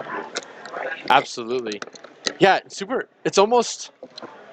Yeah, Josh had to make the 20-20. Yeah. Because otherwise you die to the Dreadnought. So, yeah, 2 mana 12/12s. Still good. Yeah, getting there. Got that Dreadnought online. Old school tech. I haven't seen a powder keg in a 75 for a long time. Ooh, powder keg spicy. So that came in for another standstill. looks like maybe Jeff had 4 standstills and has now boarded a total of 3 of them out. Yep. There's the powder keg. So this is the old ratchet bomb. Yep. And so it's basically you don't have to put a counter on it, and you can just play it to. It's like very, very close to a functional reprint of ratchet bomb. So it doesn't kill. Right. It doesn't kill Merit Lage. It No. just It's kills a like bobs sweeper and that stuff. you can play for a small amount of mana Right. in blue-white. Land killing Ratchet Bomb. Yes. Land. Whoa, what? Destroy each artifact and creature with a converted mana. Oh, interesting. So it kills Mishra's Factory, Yep. but it doesn't kill enchantments. Artifact and creature. Yes. It's an interesting trade-off. Yeah. Okay. And we are off to the races. Yeah. Josh is going to start with turn 1 Thoughtseize. Sees Spell Pierce, Dreadnought, Delver, Brainstorm, Factory, Snare, and a Tundra. No combo, but a pretty nice, well-rounded hand. Right. You could take. I could see Josh maybe taking Brainstorm here. He could take the Dreadnought. He could take. Spell Pierce is reasonable. I mean, there's lots of reasonable takes here. Yeah, it's a really good hand. Really well set up It's a against solid Thoughtseize. start for Jeff. I could see Josh wanting to take a threat maybe, but Josh probably isn't going to deploy that Delver for a while because he wants to hold up Spell Pierce, Spell Snare, especially Right. on his 2-mana turn. Yeah, I think Delver makes sense too because it buys you the most time. Like Jeff doesn't have the combo in hand yet, so I think at any rate, this tells you some information about Josh's hand. If he takes Spell Snare here, you know Josh is going to untap. he and slam wants to something resolve a Bob or Hexmage or something. Or yeah. I think I saw Thalia as he was flashing through He's going to take the cards. Brainstorm. That's Okay. reasonable too. Stops him from finding like a Stifle or a Swords or Wasteland or something. I think I also saw a redundant Thoughtseize. Yeah. So because Josh has the second Thoughtseize, you just take the Brainstorm, plan the Thoughtseize again next turn. How is he on the play if he's up game? You see, that's very easy. Easily Because explained. Jeff won the last game. Yeah. It's called malpractice. Yeah. So Jeff is going to play out that Delver here that Josh elected to leave in Jeff's hand. See what Josh does. Yeah, because you know you aren't getting value out of the Spell Pierce, Spell Snare. Right. Your opponent left them in your Yep. hand. It's not worth leaving them up. Just very carefully contemplating his basic forest. Oh, decides not to. Plays out the forest, crop rots it immediately. Into Plays around Spell Pierce. Herborg, maybe? He's shortcutting here, so Yeah. Josh is giving... He's going to announce the spell that he's playing so that Jeff has time to respond while he's going through Yep. the mechanics. So there's Looks a like he's getting the Thalia. White Horse, Uh, the Scrubland. I did not know that Depths was running white now, but maybe this is just Josh's own touch. This is a brew that's been going around locally in Ballard. Okay. Popularized, I think, by Mike Kiesel Okay. originally, though I could be wrong. I'm sure chat will love to jump in and correct me on that. But basically, you are playing the traditional Turbo Depths deck. With White gets you Containment Priest, gets you Thalia out of the sideboard. You get a transform to a Maverick Cape Bears plan against your combo matchups. Okay. Elvish Spirit, Guide, and Lotus Petal amplify this. Turn 1 Thalia, turn 1 Turn Cannon is very backbreaking. Yep, that makes sense. Kiesel 75. Okay. Interesting. Night Night Main is in card I a wasn't Depths familiar deck with. is interesting too. That card Oh, is you've been playing great. with, yeah. Long live Knight of the Reliquary. So Josh is going to Thoughtseize here through his Thalia. Jeff's going to respond With the Spell Spell Snare, Pierce. yep. Oh, Spell Pierce. Spell Pierce, yeah. Because you can't thought I Spell saw Snare a Confidant. Thoughtseize. Okay, Yeah. I thought it was a Dark Confidant. So he flips Delver off the force, and he still has the Spell Snare, I believe, to pitch. So Jeff's in a decent spot here. yeah, this isn't bad. The Spell Snare is going to get used. Josh's deck has a really high density of 2 drops. And he's got double Factory on the board now. Itchy Fox says he could bash for 5. Yeah, he It's an can. option. I think he's thinking about whether or not he wants to activate his Factory, or if he just wants to swing for 3. We are omniscient at perfect information. Right. Bash for 5 this turn is just fine. Yeah. Because Josh is going to make a 20-20 on his next turn, but he's not going to cast any spells to do it. But I think Jeff's going to value having access Can bash to the for Spell 6. Snare. Yeah, you're right. XN 723 can bash for 6 because you can pump If the you other bash Factory. for 6, you take down Force of Will. So it's a trade-off. Yeah. Josh drew another Thoughtseize, it looks like. So he has the choice to make a 20/20 or cast another Thoughtseize. Yeah, I think Josh is just going to sit here and say go, see what Jeff does. I don't think he's isn't necessarily in a rush to make the 20/20. Jeff draws a Wasteland, so Wasteland's a very... that's... Is that a Wasteland? I think Looks that's like a Wasteland, yeah, at the end. On Jeff's side. Oh, in play. Yeah, okay. I was looking at the card in his hand. yep. You are, of course, correct. Yeah, Wasteland, really good. So, Yeah. this is the trade-off when you play Turbo Right, decks. so Josh didn't make the 20/20 on his turn, and now Jeff draws the Wasteland, activates Factory here. Josh's hand is Thoughtseize Urborg, so he doesn't have the crop. So this attacks into... Yeah, a little bit of missequencing here on Jeff. He needed to animate with a non-factory land. Yep, to pump it, yeah. So that, yeah, So Daly, that of was course, just- has first yep. strike. It's just a really rude Yep. creature. It's a rude creature. But that's fine. That's not It's going to okay. make it He or still break. gets the 3 with Delver, Jeff, and he's got the Wasteland, so Josh needs to find something else to be able to combo off here. Josh's deck is set up to be able to beat these kind of hate cards. Yes. He has options, but his life total is going really low. He just Yeah. paid 2 more life. There's a Delver that's now a 4-turn clock. Delver notably has flying, so even if Josh is able to navigate a Merit Lage into Jeff play... has a blocker, yeah. Mm-hmm. He's going to Thoughtseize here. He sees Force, Spell Snare, Land, and Dreadnought. Probably takes... Yeah, that's reasonable. Because it also shuts off Force for the time being as well. Yeah, Josh made that play in game 2 we saw. He took the blue card over the Force of Will. So neither player has anything in their hands right now. Yeah. Oh, it's happening. Josh is fiddling with his Dustbin Stage. Do I want to make a copy of a Factory or a Wasteland or a Dark Depths? Ooh, Source of Flash is Wow, a great plow the pickup draw from for Jeff. That's a big hit because now he's got 2 levels of protection against Josh. And he's got this flying 3/2 on the board. It's going to swing for 3 here. Well, that's the 1 level because he lost his blue card. So he only has the swords. But the point is, we're shield's up again. Well, I mean, he's got swords and Wasteland. Oh, so, yeah, you're right. I'm sorry. He doesn't have Force, but he does have 2 other ways to interact. Vampire Hex Mage doesn't change a whole lot.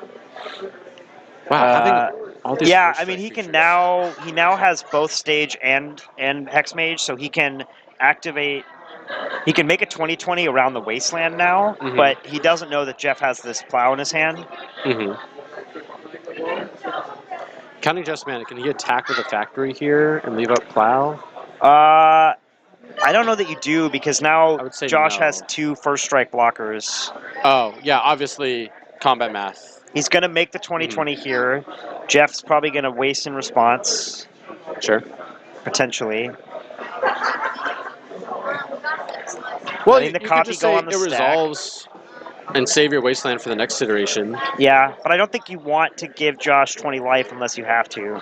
Oh, that's also very true. Josh looking like he's explaining the copy trigger on the stack here.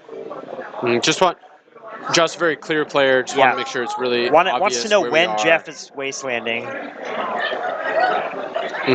Jeff needs to wait until that stage copies depths. Now the copy's on the stack, and Jeff can waste the stage. Yep. So Jeff had to waste in response to the Hex Mage there. Yeah, and he didn't do it at the right time. Now he's going to plow. And Josh says, okay, I gained 27 life. Yep. Now, see, that's not ideal for Jeff. He does get the plow there, but not exactly where he wants to be. It would be interesting if there was a line where you let it resolve and know that you have to invest the plow.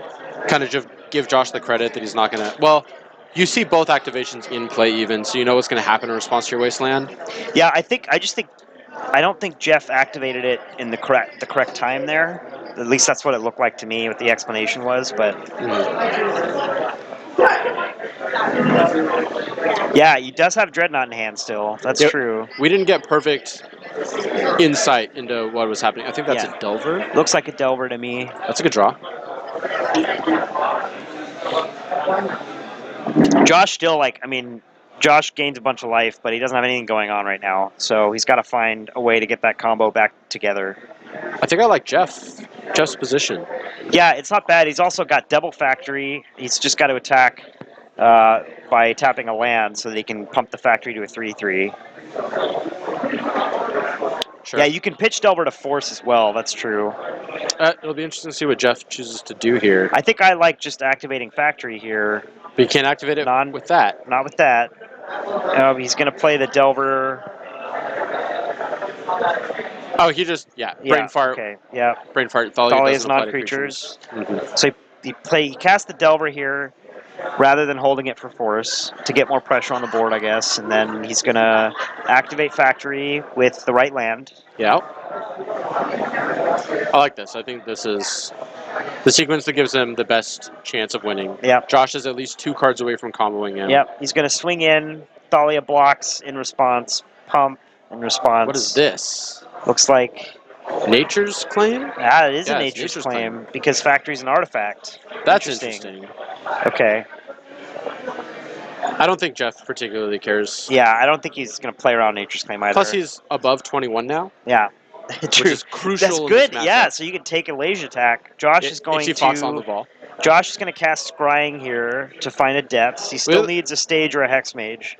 The other nice thing is that Thalia is symmetrical. So Yep. Josh probably can't combo out of nowhere with a Thalia Right. play. Yeah, and it looks. I think the last card in Josh's hand is a petal, but he's hiding that. Mm-hmm. So Josh does not have access to 2020 here yet. Do I get to put it on the stage? On the screen? What was that card called? He drew it. Spiritual. The white card. something. Yeah, it's pretty bad here, given that it's Josh doesn't Uncastable have 'cause it costs discard. him, Yeah. Yeah. Like you want that card on turn 2, probably. Oh, is it 2-mana card? Yeah, That's it's a little one better. in a white. The spiritual white card is in his hand right now. It's going to cost 1 more.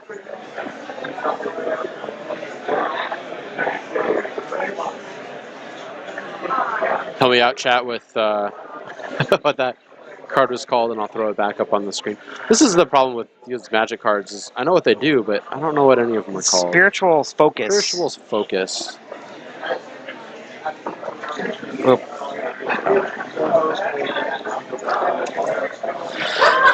So yeah, it's not that great here because Josh only has 1 card in his hand, and it's past that time of the game where discard really matters a lot. Mm-hmm. Josh elects to play out the pedal here. Jeff has not flipped his Delver. Did play out Spiritual Focus, it looks like. The Delver just not cooperating, but honestly, this all looks fine. I think as long as this board state doesn't change, Yeah. Jeff's gonna get there. Yeah, I like just attacking here, but Jeff's going to go ahead and play a standstill through the Thalia. Okay.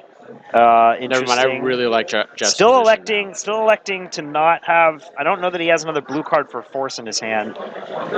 He just has force and dreadnought, so he plays the standstill now. And he shields down anyway. Shuts off because his of force, Thalia, yeah. but if he untaps here, ooh, that's a free 3 cards. He's really far ahead on board. This Still can't flip that Delver. Yeah.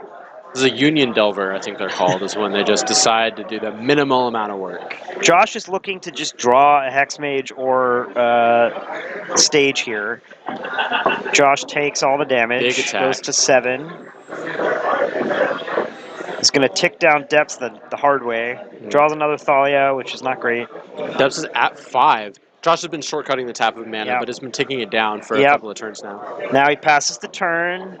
Is that There's blue a card? true name? Nemesis. That is a true name nemesis. Mhm. I don't know that importantly- you need to play that out. Well, because there's a standstill, so that would be... Right, that would be bad. I wouldn't cast that. No. It doesn't even... Does it change the clock? Also, if you keep it in your hand, you can... No, I pitch don't it even to think force. it changes the clock here. It doesn't so change the clock. Absolutely hold it. It's blue card for Force of Will. HC Fox, please don't do this. Yeah, it's accurate. All right, good vibes, Jeff. Josh is drawing thin to get out of this, but the duress in his hand is going to help. Clears the way, gives you a way to break the standstill and clear a counterspell. Second Thalia is a brick. Second Dark Death is a brick. But the duress is a good card. Jeff is breaking his own standstill. Oh my gosh! Just the what is reaction from happening? HC Fox is What is going hilarious. on? That's What an are the interesting draws? choice. I mean, Josh draws Josh draws 3 Pithing Needle. cards. Hex Mage, and I believe Thespian Stage. Oh, that's... I don't know.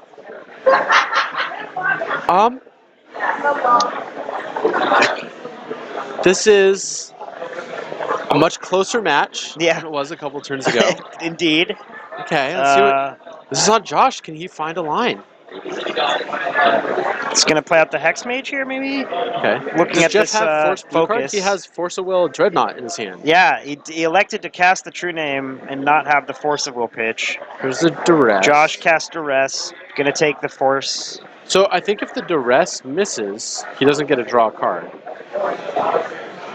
I mean, the thought behind Jeff is maybe like, I have lethal regardless of what you draw. Mhm. I'm not sure. Discards the Force, draws. Plays the Hex Mage out. Brainstorm, I think.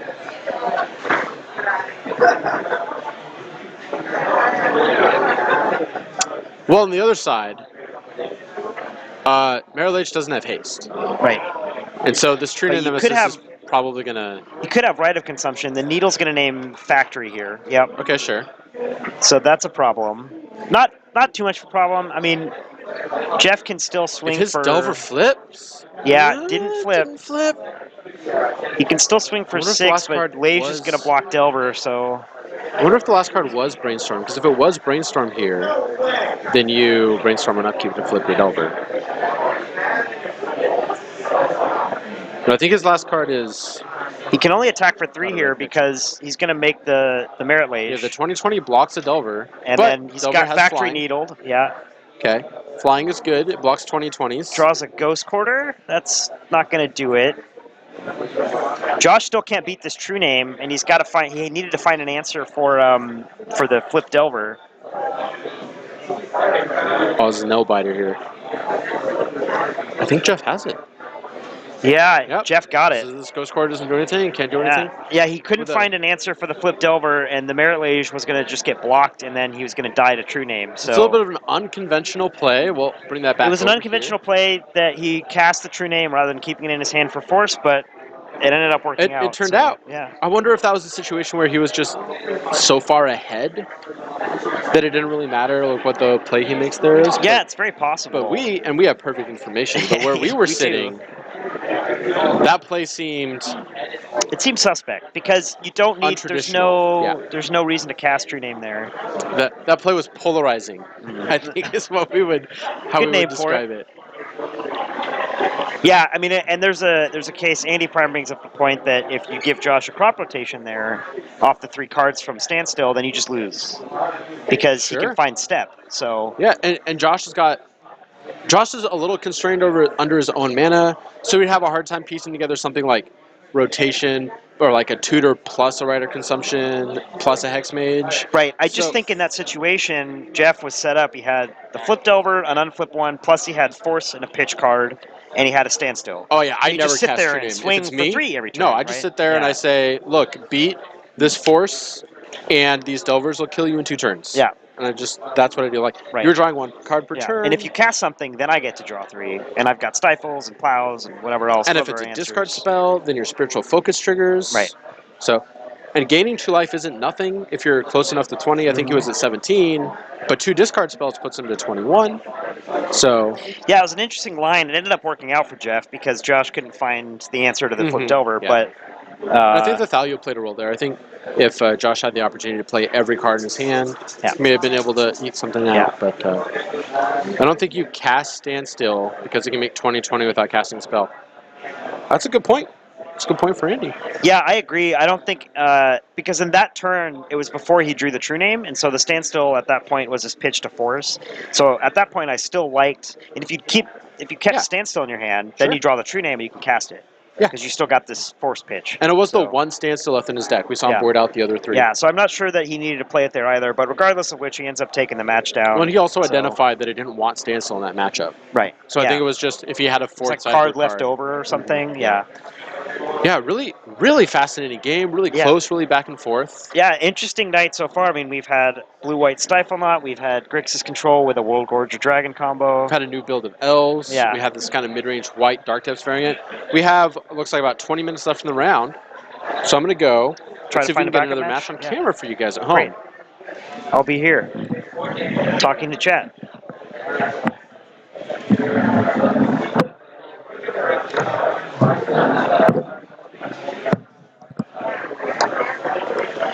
What's up, chat?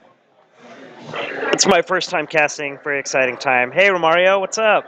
It's Lomer Boy in the flesh. Look, here I am in Seattle casting at Card Kingdom. Very excited to be here tonight. It's my first time. So, hi to everybody in chat. We're about a round and a half, a little more than that in of the night. We've got another 2+ rounds coming for you. Chris is looking for a backup match. We've got 14 minutes left till the round ends. So, Ikoi Moy, hey, what's up? Recognize you from XJ Cloud Streams. Good to have you here. All right, Chris has returned. Yeah, so it looks like we are Do we have wrapping one? up a little bit early this round. Okay. There are 4 people left playing, but they're all in game 3 right now, so All we're right. not going to get a chance to put a new game No on backup camera. match. All right. But because everyone's so close to the end of the game, we only have 15 minutes left of the round, so we should be able to get another match a little bit ahead of schedule. All right. Good. Good to hear. And on that note, we are going to take a little bit of a break. Sounds good. Little break. Commercial. Real quick, we want to mention if you have extra cards you need to get rid of, you can always sell them to Card Kingdom. You get that 30% store credit bonus. Use it to buy your singles, use it to play Legacy, buy your Beast Whispers, buy your Wargorge Dragons. Yeah. Get those while they're cheap. Yeah. Get your Matsu Tribe Snipers Yeah. if you want to build the Elves That's a deck card I coming don't up. like to see as a Death and Taxes player. Or a deck tech.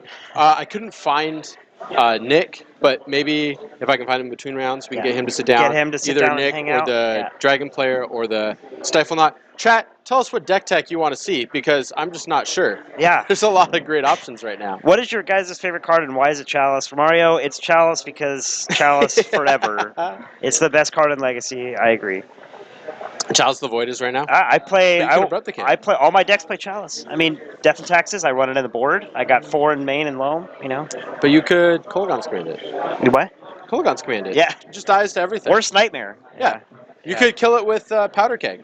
Hey, it's an All right. option. Well, so we have 1 vote for Grixis Dragon, we have 1 vote for Blue-Eyed Dreadnought, and 1 vote for Elves. Yeah. So tie. Thanks, chat. Yeah. Thanks for making our Really decision good. easier for us.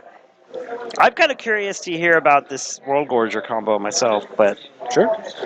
we could also have Nick on because he did win the challenge. So that's I mean, I know you were He saying won the Swiss. He's 7-0'd. 7-0. Yeah. So But I he didn't I win. know you were saying that you My thought brain the isn't combo. big enough. You thought I'm not big enough brain. Thought the to combo pilot version this was deck. better, so maybe we get him in just to get him to give his To case. show me what for. Yeah, To be like, yeah. Tell me how wrong We'll I am. have you talk I to think him, that'd be and I'll fun. step out. Yeah, absolutely.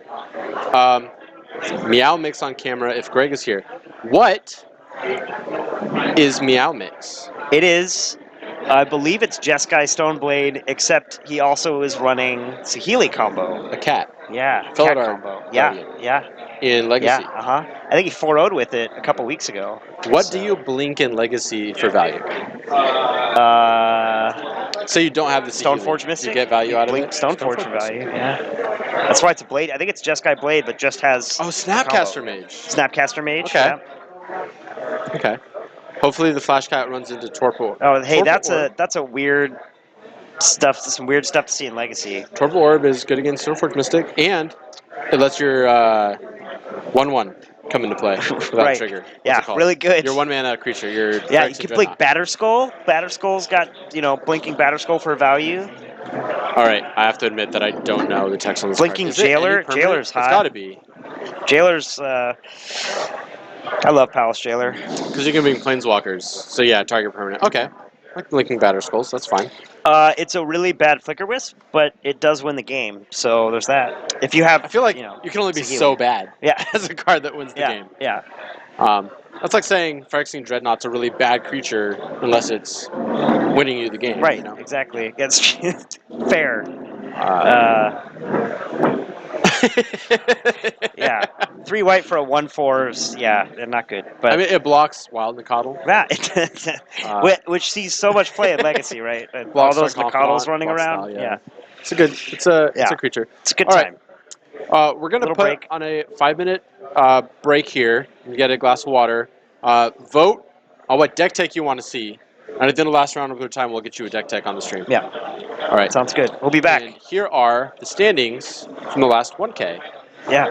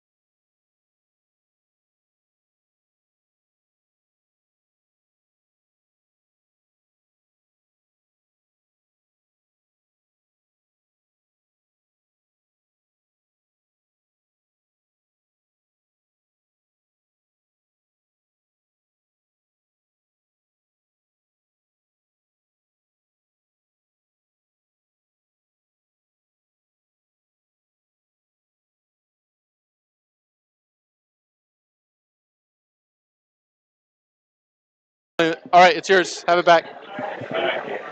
Oh, put us on the screen though. Welcome back to Monday Night Legacy.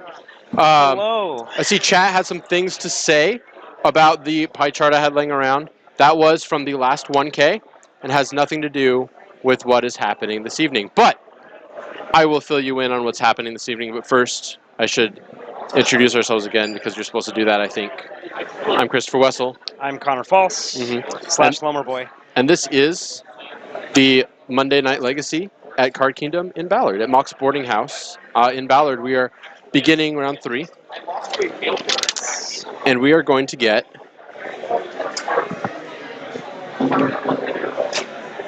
someone on camera. But I'll fill you in. We'll let chat decide. Chat, real quick, lightning round. Undefeated decks, we have 4-color Punishing Deck. Oh, We have blue, white, Stiflenaught, and they're not playing against each other. One can hope. We have the hometown hero, James Johnson, also 2-0. on And we Ant, have, as always. yeah, he's playing Ant. We have a bunch of other people. Lance, Lauren's playing Lance. Ooh, we have Aiden, who's looks like he's 2-0 on most likely Loam. Yeah, he plays So, Green I'm, Zenith decks. I'm always a fan of that. All right, first person to type a deck into chat gets it. Lands. Okay, let's go Meow. Lance. Table 1? What do we have? Lands versus what? I don't know yet. Okay. Matt Yeah, Lauren Mulligan. Scokolowsky. Lauren Mulligan, who's a Sokolowsky. excellent lands pilot. Mm-hmm. I started playing Legacy with lands, so I have some background in it. It's a fun one.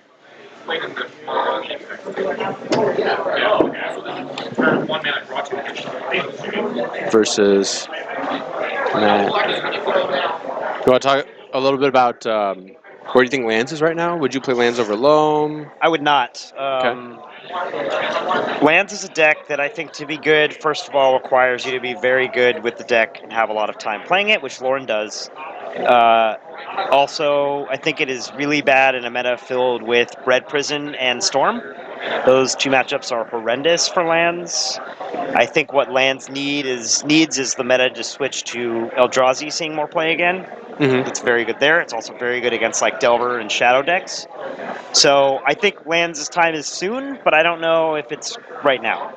Unless you're a Legacy specialist. Yes, that unless plays Lance. in And Lauren. Legacy, if you have enough experience with the deck, you can play it and beat anything you want. But I just think, like, in a vacuum, lands is not the best positioned it's ever been right now. And really, that's my favorite part about the Legacy format is you can throw your deck in the closet, get it back out in 5 years, and still win games with it because all the decks are just so powerful and it rewards format knowledge and playing around different things that you don't have to do in other formats. Why did I get off the True Loam deck? Because I love Knight of the Reliquary and I like Planeswalkers. I don't know. Because I like Chalice. I like Chalice of the Void, okay? The phrase True Loam deck makes me imagine there's some kind of intense rivalry between like the aggro loam and the lands players. Well, aggro loam is like heavily favored. Like my matchup record against lands is like 21-1 or something. So I believe it. All right, are we ready to go? It looks like the players are shuffling up here. Yep, looks like we've got both players 2-0. We got Lauren, who always plays lands. He's excellent lands pilot. I believe Matt almost always plays mid-range decks, but I think I've seen him play. I'm just wrong? What is this? I see a Magus the Moon.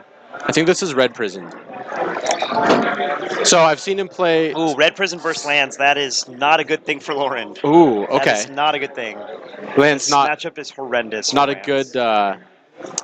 Oh, when you have a deck that runs like Chalice on 1 plus Trinisphere plus Blood Moon on turn 1 against the deck that. So your deck with 47 non-basic lands isn't good against Blood Moons? Yeah, no. Is that what I'm hearing? No, not good.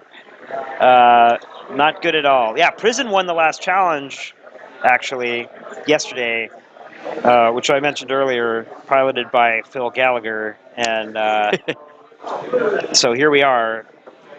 We have a very polarizing matchup. Yep. Both players taking a mulligan. Both players mulligan, yep. And I imagine that favors lands. Yeah, so Red Prison's hand does not look great. Looks like it's got a Spirit Guide. I don't know if there's any lands in that hand. It's got a Blood Moon. That's a good card. That is a good card. He's going to He's keep it and keeping it? scry I to didn't the see any bottom. That lands. is a greedy play. I think it's bottom card. Oh, his bottom card's Wasteland. No? Can't be. This deck doesn't play But hey, if he Wasteland. finds lands, this hand is everything. So you know. What's his top card there? I Mountain? don't Arabian know. Nights Mountain? Ancient There's Tomb? a spirit guide in there somewhere. Lauren is mulliganing to 5, so that may have affected Matt's decision to keep, since he knew that Lauren had already mulliganed. Yeah, also play draw is really important in this matchup. Yeah, it is. Lands definitely wants to be on the play. And judging by how aggressively Lauren's mulliganing here, I think she knows the matchup. Yeah. She knows she needs to find something She knows specific. she definitely has to find a way to like beat a Blood Moon. So I think Matt has a turn 1. I think that's an Ancient Tomb. Nope, Nope, I'm just a wrong. mountain pass. He's got a mountain of Spirit Guide. He needs one more land for a Blood Moon. He's scribed to the bottom, so his It's a hand does stage nothing. Pass. Yep. He finds a Trinisphere, Does which this can't go? cast either. He's going to pass again. He's thinking about it. He's considering if he wants to exile his Spirit Guide before passing the turn. Yep. Yep. That's another stage. Lauren has a crop rotation, but no Now, green mana. now Lauren's in a really Uh-oh. bad spot. That's a Blood Moon. Uh-oh. I don't know what Lauren needs to find. I don't know that she can't beat that game 1. Well, she can cast her gamble now. Cast her what? Her gamble. Oh, true. So yeah, that's she good. Can. I Things mean, are looking up. she can play a Dark Depths, and if she has some way main deck to remove a Blood Moon, then you get a 20/20. But I don't know if lands plays a main deck answer to Blood Moon. Well, if she does, she can gamble for it. That is So that's good. very true. But I have to agree with you. Barring some weird Green Sun Zenith shenanigans, maybe, but that's kind of a sideboard plan anyway. Typically, You know the answer actually is.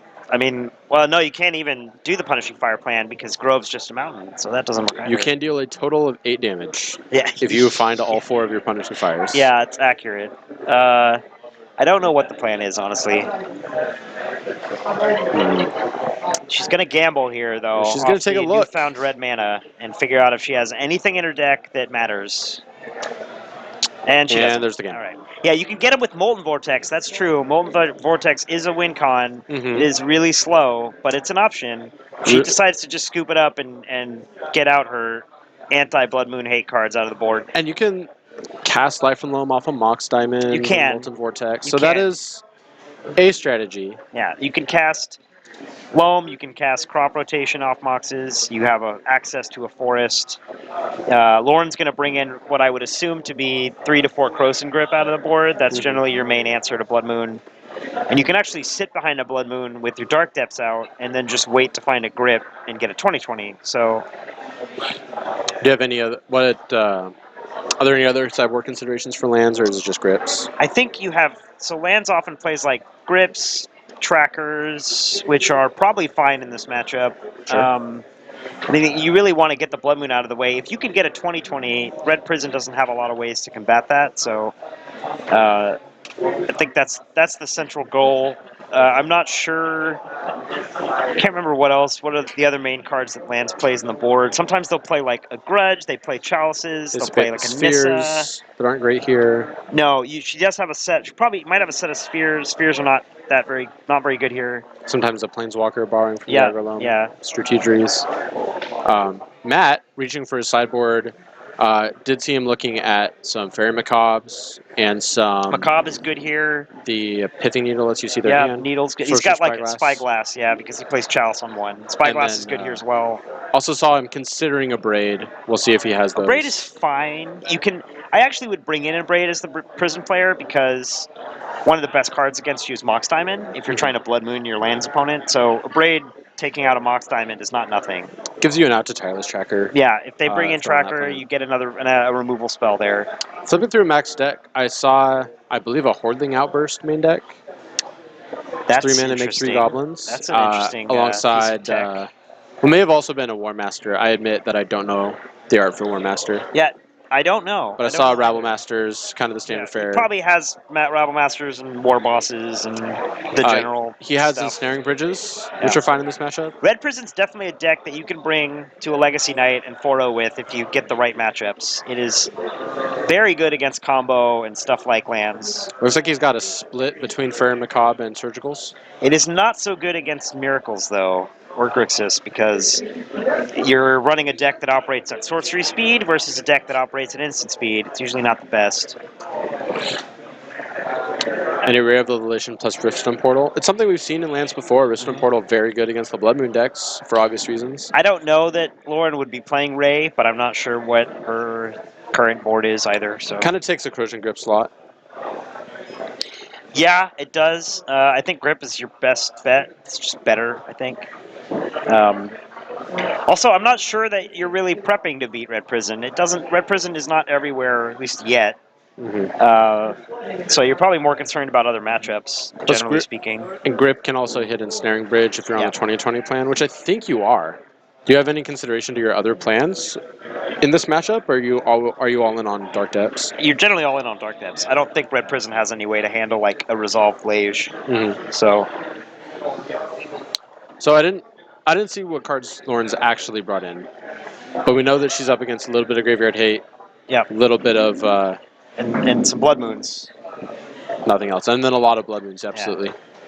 Looks like Matt has 3 Mountains, a Magus, a Blood Moon, 2 other cards. Looks Chandra. like Needles? Is that I think Needles? 2 Chandras. 2 Chandras? One's a Chandra. I believe the other one is also a Chandra. This is a slow hand for Matt, but it's got 2 He's Blood gonna Moons. keep. Yeah, I mean you can't. I could see him mulling, but like 2 Blood Moons is pretty good. Lauren's gonna mull. And one of the Blood Moons can't be killed with Corrosion Grip. Can't tell if those are Chandras.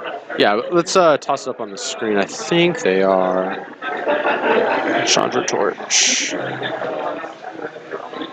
Oh, no, he's not showing us his hand. Last 2 cards. Well, okay. Well, I don't know. We'll find out. Absolutely, we will. And they aren't going to matter if they are, because it's going to be the Blood Moons that are going to carry him to victory. Yeah. I played Red Prison on and off as a backup deck. It can be very good, but there's just not a lot of decisions to make. It's mostly like your mulligans and your first turn. I've seen this deck play Hazaret. Hazaret is a card in this deck as a one of usually. Yeah. You play this version because no one knows what this card does. Yeah. I had it played against me, and I was really annoyed at it. Yeah. you play this. Whatever this abomination of art is. Red Prison is great when you're tired, says Andy Bryan. Yeah, you can play Red Prison all night long and not have to think. You just so that is nice. Bang out a little shell script to Just pilot throw your out Red some Blood Prison deck for Moons you. and some Rabbles and try to get there. Will agrees with the version of Hazaret that you play with. Okay, and we are off. Is that a Ramanop Excavator? That's a reasonable card to bring in if she has it in the board. It's another way to like crucible your lands back. Taiga passed the play. Black Border Taiga. Sort of thing that hasn't come up yet, but Lauren's deck is gorgeous. She does have a really gorgeous deck. I just picked my Black Borders up at the last GP actually. Nice. Nice. And I know that she's playing the one White Border card, the Summer Forest. That is, Summer Forest is the most pimp. So Matt drew a city, which is going to let him Blood Moon here. Huge which draw. I'm assuming, he's going to Magus first. So that's going to resolve and get Punishing Fire. Oh, the Punishing Fire! Lauren's on a mission, find out how many basic mountains are in Matt's deck. Okay. Ghost Quarter, all the things. Do you like Magus first or Blood Moon first, if you have the choice here? I kind of like Blood Moon, because Magus does just get killed by Punishing Fire Yeah, there. I think I agree. Now he's going to Blood Moon. That's going to prompt getting back P-Fire. Sure. And a Ghost Quarter for a Forest. Heads up play by Lauren. Yeah. She's done this before. Many a time, I'm assuming. It's in her first rodeo. Yep. There's that summer. That's summer the Magic advantage of Forest. Ghost Quarter in a deck like this and in Loam, is that it lets you get your Forest around a Blood Moon, which is not nothing. The City of Trader stays in play for Matt. Yep. So we're seeing all the edge case lands. So this lets Lauren have access to Grip or Crop Rotation for depths, or Loam. Is it Dark Deck? Okay. That's a state or mountain. Is this going to be a Grip or a Tracker? This is... It's that is Ramanop that? Excavator we saw. That's an Excavator with the alt art. Okay. Magus of the Crucible, as it were. This is not amazing here because it really just lets Lauren get back mountains. But I didn't get to pick the image on that. Chandra's going to blow it up. Mhm. Now Matt's just way ahead because now he's got a threat on board plus a lock piece. He's going to be drawing extra cards with the Chandra. Yep. He's got another one in hand. Lauren plays a mountain. Punishing fires the Chandra. Sure. So she deals with one. Yeah. I don't think Matt cares about that. I believe he has a backup ready to go. Fiery Confluence, the draw, not bad. Second Chandra in the chamber. Could even Chandra, then plus it, and then cast his Chalice off the mana. Yep. That's an option, which shuts off Crop Rot. Mm-hmm. That's looking like what he's going to do, maybe. I don't think he's tanking on the play. I think he's tanking on how do I activate Chandra once I play it. Ooh, Oh! Chalice for 2. That's Never actually a mind. better play because it shuts off some key cards from Lauren.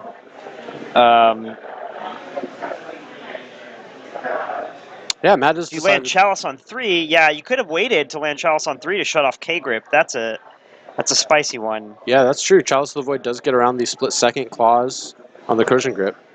Plays I think- the Chandra here. I think Matt knows his deck is all 3 drops.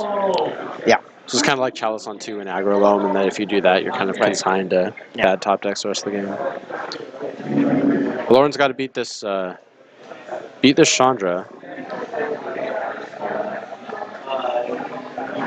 I guess she has to beat the Blood Moon. Right. Right. Yeah. So Chandra's going to tick up here, deal 2 to Lauren.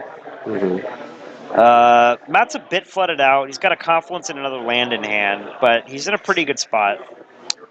Lauren could draw. Lauren Gamble. has yet to find Dark Depths. But I think she. That was a gamble. She drew a gamble. Ooh, is that a gamble? I think so. And I think she's been holding lands in her hand. She probably For this wants to very wait moment. to gamble for the K-Grip when she finds a depth so she can just make a 20/20. The Chandra's going to ult though. She doesn't have a ton of time. Not a ton of time. That's a second Blood Moon. He's going to cast it, which I like, because now it forces Lauren to find 2 answers. Yeah. That's not great. Sorcerer's Spyglass the draw for the turn.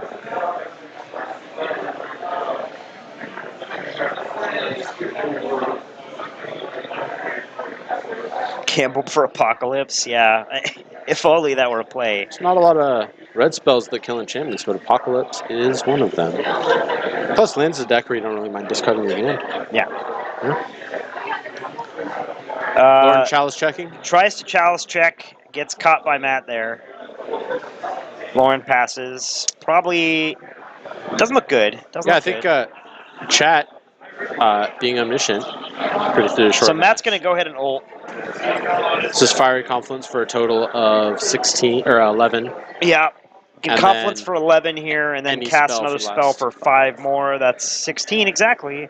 He actually has the win here because Confluence plus Spyglass does it. Yeah, just going, do I need to play around anything? Yep. Decides no. So hits Lauren for 11, casts a card, and the game's over. And spell you. Yep. So Matt's going to take this match. Lauren had a crop, but not the K-Grip for the Blood Moon. Want to go find a backup? Yeah. Looks like Chris is going to try to find a backup match here because that was a quick match. Prison takes it 2-0, which is not surprising in the least. Looks like Matt brought in fairies and a surgical.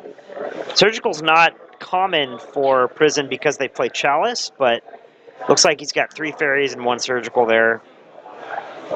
Spyglass for lethal. How often do you get to say that? Lauren did bring in the trackers as an alternate win con. Didn't get to cast them. Didn't find her K-Grips. She shows 3. Plus a cat. It looks like a... I'm not sure what that land is. Factory, Chasm, maybe?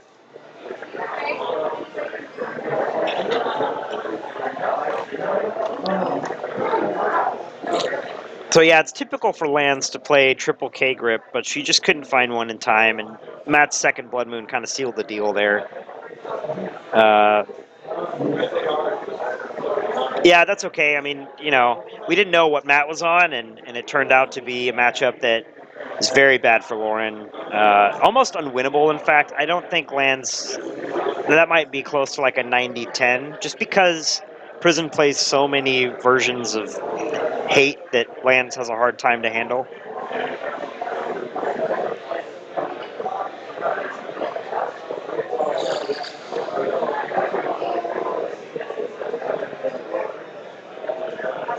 Yeah, original Oestrus, we did have a Dreadnought deck on camera. It pulled out a 2-1 victory over Depths.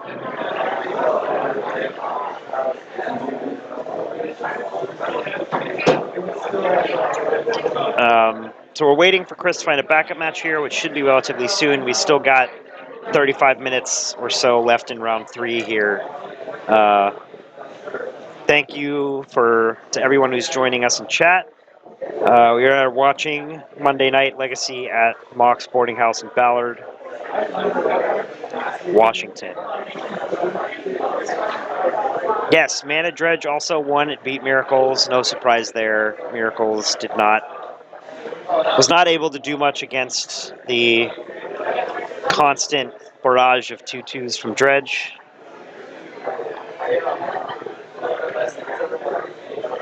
So Red Prison goes to 3-0 on the night, which is not surprising. I think that deck has a lot of polarizing matchups one way or the other. We had a spicy match. Throw this back. So where are we at? We got a spicy one. Ooh, spicy one. Yeah, the table 21 here. Patrick 21. Daly, Kelly Bolduc. The decks, Blue-Green Nickfit, Ooh. featuring Simic Ascendency and Doubling Season. Oh man, what are we doing? Playing EDH Versus some Grixis deck playing a standard card. It's a 3/2 flyer. And if you cast 3 spells... Oh no! The comes deck into I play was for free. talking about earlier tonight. So that should be a good one. I'm curious to see this Simic Ascendancy. Yeah, so in your opinion, what do you think of this matchup? Grixis Phoenix versus blue-green stuff. I mean, Blue-green stuff is a... I'm pretty sure Phoenix is favored. Just gonna throw that out just there. against Just a guess. any deck. Yeah. I don't think Nick Fit is nearly fast enough, but who knows? All right, the players are getting set up here. Mana Gorgeous Hydra. Yeah, you know, who knows? That's a card that you could put in a deck for sure. Mana Gorgeous, maybe. Yeah. We never know. You never know. Oh, I Who forgot knows to what ask we're who gonna won game see? 1. It's exciting. One sec. Hey, Will. Who won? Surprise, the Grixis deck beat the... All right. So let's toss it down to the match. And swap Simic Ascendancy versus Grixis Phoenix. I don't actually know what Simic Ascendancy does, which is Oh, I can't... fault for Oh, me. I see what I did. I don't get to swap decks. I have to type that in. How many people, Ikoimoy? Usually we have between 40 and 60 on a weekly We have basis. 42 still in. 42 tonight. And this is after the O2 players had the opportunity to go home. But I'm pretty sure we get an average of 50 or so every Monday, I would say. 35 to 50-ish, I don't know. A lot. It's a thriving legacy community here in Seattle. Yeah, and it really, we're very fortunate to have access to the number of players that we do here. Yeah, please do. It's a great place. Card Kingdom's awesome. This Legacy's awesome. I think I got us all set up here. Yes, absolutely, very good. Is that a Blood Crypt? That is 2 Leylines of the Void. It is a Blood Crypt. For Patrick Day. Okay, so I wonder if he's playing a Death Shadow He might be build. playing Grixis Phoenix Shadow. Okay. That is card That is I don't know. Pure. I don't know what that is, but it's...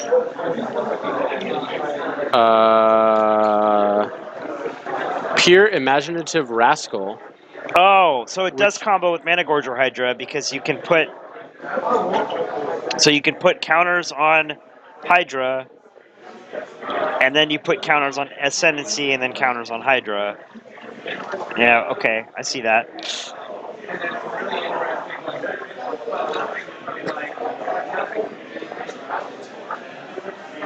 Looks like Patrick has double Leyline in play, which is pretty good against the deck that tries to get 3/2s out of the yard. That's a lot for Kelly to deal with, but a lot of times these Grixis Phoenix decks run some Echoing Truths, so we'll see if he has one of those. Yeah, we're trying to throw a Simic Ascendancy up on the screen here, but I don't think it exists, so It's okay. we'll proceed forward without it. So, Young Pyromancer played alongside Grixis Yeah, what's that card? it's a Arcline Phoenix. common alternate win con out of this Sure. deck. So now Kelly's going for the Pyromancer win con because Patrick has double Leyline in play. Mismatching arts, very Patrick. Some libraries. And Patrick's got a library with, that is a Moldrotha? Is that what that is? Moldrotha. Ooh, spice. The Alongside spice. a Leofold. So this is Bug Nickfit, it looks like. Bug Nickfit with Ascendancy combo. Sure, that makes sense because you want at least the Cabal therapies. Yeah, and you still have the Bug Ooh. Nickfit package. That's a trophy that gets dazed. It's not what you want. Not at all what you want. Patrick just forgetting to play the land first. Doesn't play around the days there. Really not what you want. Kelly drops the C. I did wonder if we'd see brainstorms. the difference between Decay and Trophy. Yeah. Anyway, here's a Brainstorm, making elementals.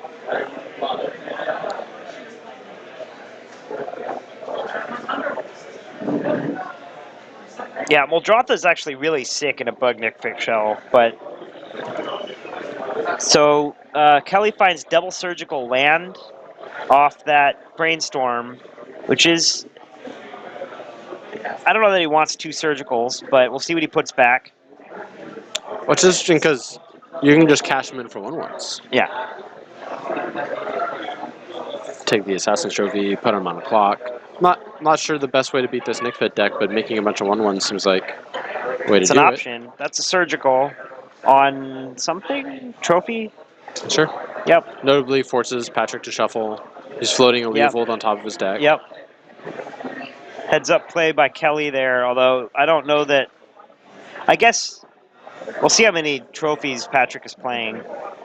Yeah, it's not a card you typically see 4 ofs. No, but it is Bug Nickfit, and also it gives Kelly another elemental token. Notice how neither the Art on Decay nor Assassin's Trophy makes sense. Yeah, I mean, that's fair. But I think Assassin's Trophy, the flavor is Vraska's a Gorgon, and so she sees things, and they're turned to stone. And so I think Assassin's Trophy is something that Vraska looked at. Oh, that makes sense.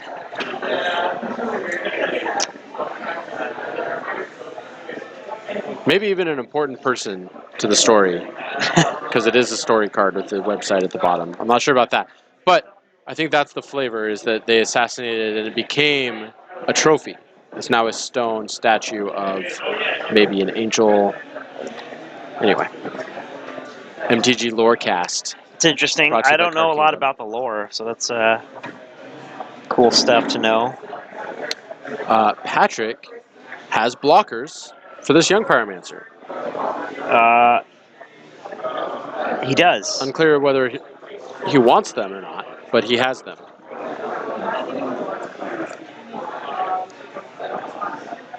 But this is a Sylvan Library trigger, so he gets 1-ish of these cards. Get that Probably lore only out of one. my strategy game, please. Yeah. I think it was Ben Stark who's famous for saying that he wished Magic cards just had numbers. He just wanted to refer to them by their collector number Right. and no other text on the card. That's one way to look at the game for sure. So Patrick's gonna Paying for take life. an Explorer for 4. He plays 1 out. He's gonna fetch, go to 11, Shuffle away his Phyrexian Arena. play the second Phyrexian Explorer out. Tower is what he shuffled away. What's the payoff Yeah. in Patrick's deck? I'm assuming just like Nickfit stuff, but he has this card, but also Simic Ascendancy combo, I guess. I don't know. just Nick Fit How's stuff. this one for a payoff, huh? I didn't come up. This is just not comedic timing. There it is. Oh, also this That's in card. his deck. Yeah, that's a thing. Places a bunch of counters on Simic Ascendancy, so you win the game really quickly.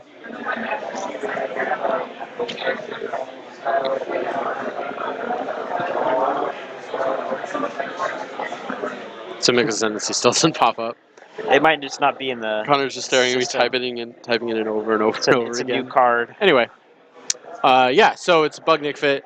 Was the traditional Nick Fit plan of making a lot of mana and then casting just random Big crap. things that Yeah. does stuff. Yeah. With the Grindy logic value cards. that most Legacy decks can't beat like a 6/6 for 6. Right. Yeah. Which is, I mean, he's not dead, but this game doesn't look good No. at this point. So he's going to go ahead and sack out both of these explorers. So each player is going to get a chance to get some lands. I'm assuming Kelly has maybe like 1 to 2 basics total. Patrick has a lot of them. Yeah, so like he's going to Patrick's get 4. choice of basics here. Yeah.